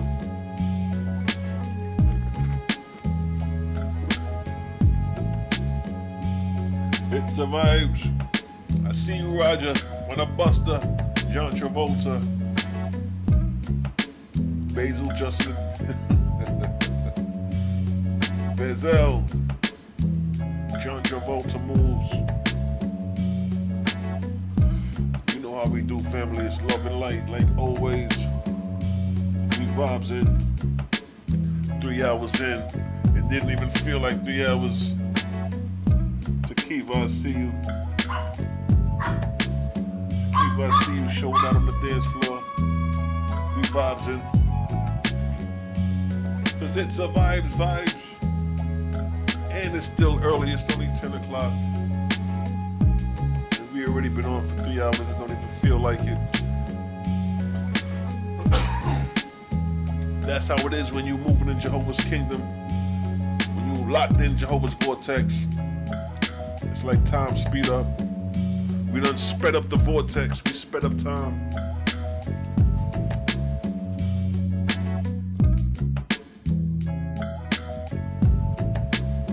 Yes, family. Your boy Selah Shalom. And we gonna chime out, family.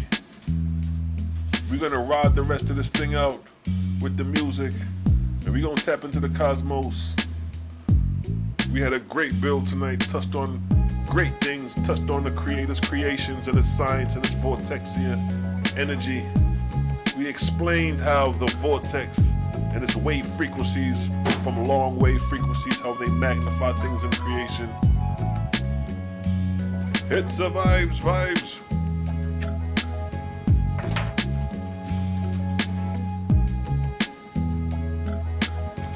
You dig? So we're gonna go ahead and sign out, family, cause I could be with y'all all night. You know how we do, I got a wife to attain. It's a vibes. Let's tap into the cosmos with it. It's a vibes.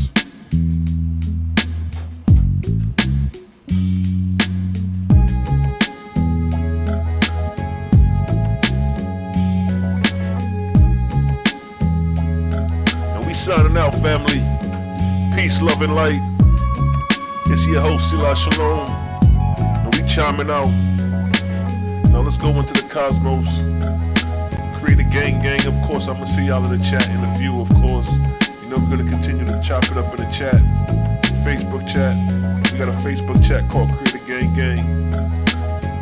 Where we have beautiful discussions about the Creator. Peace, love, and light. See y'all later. It's a vibes.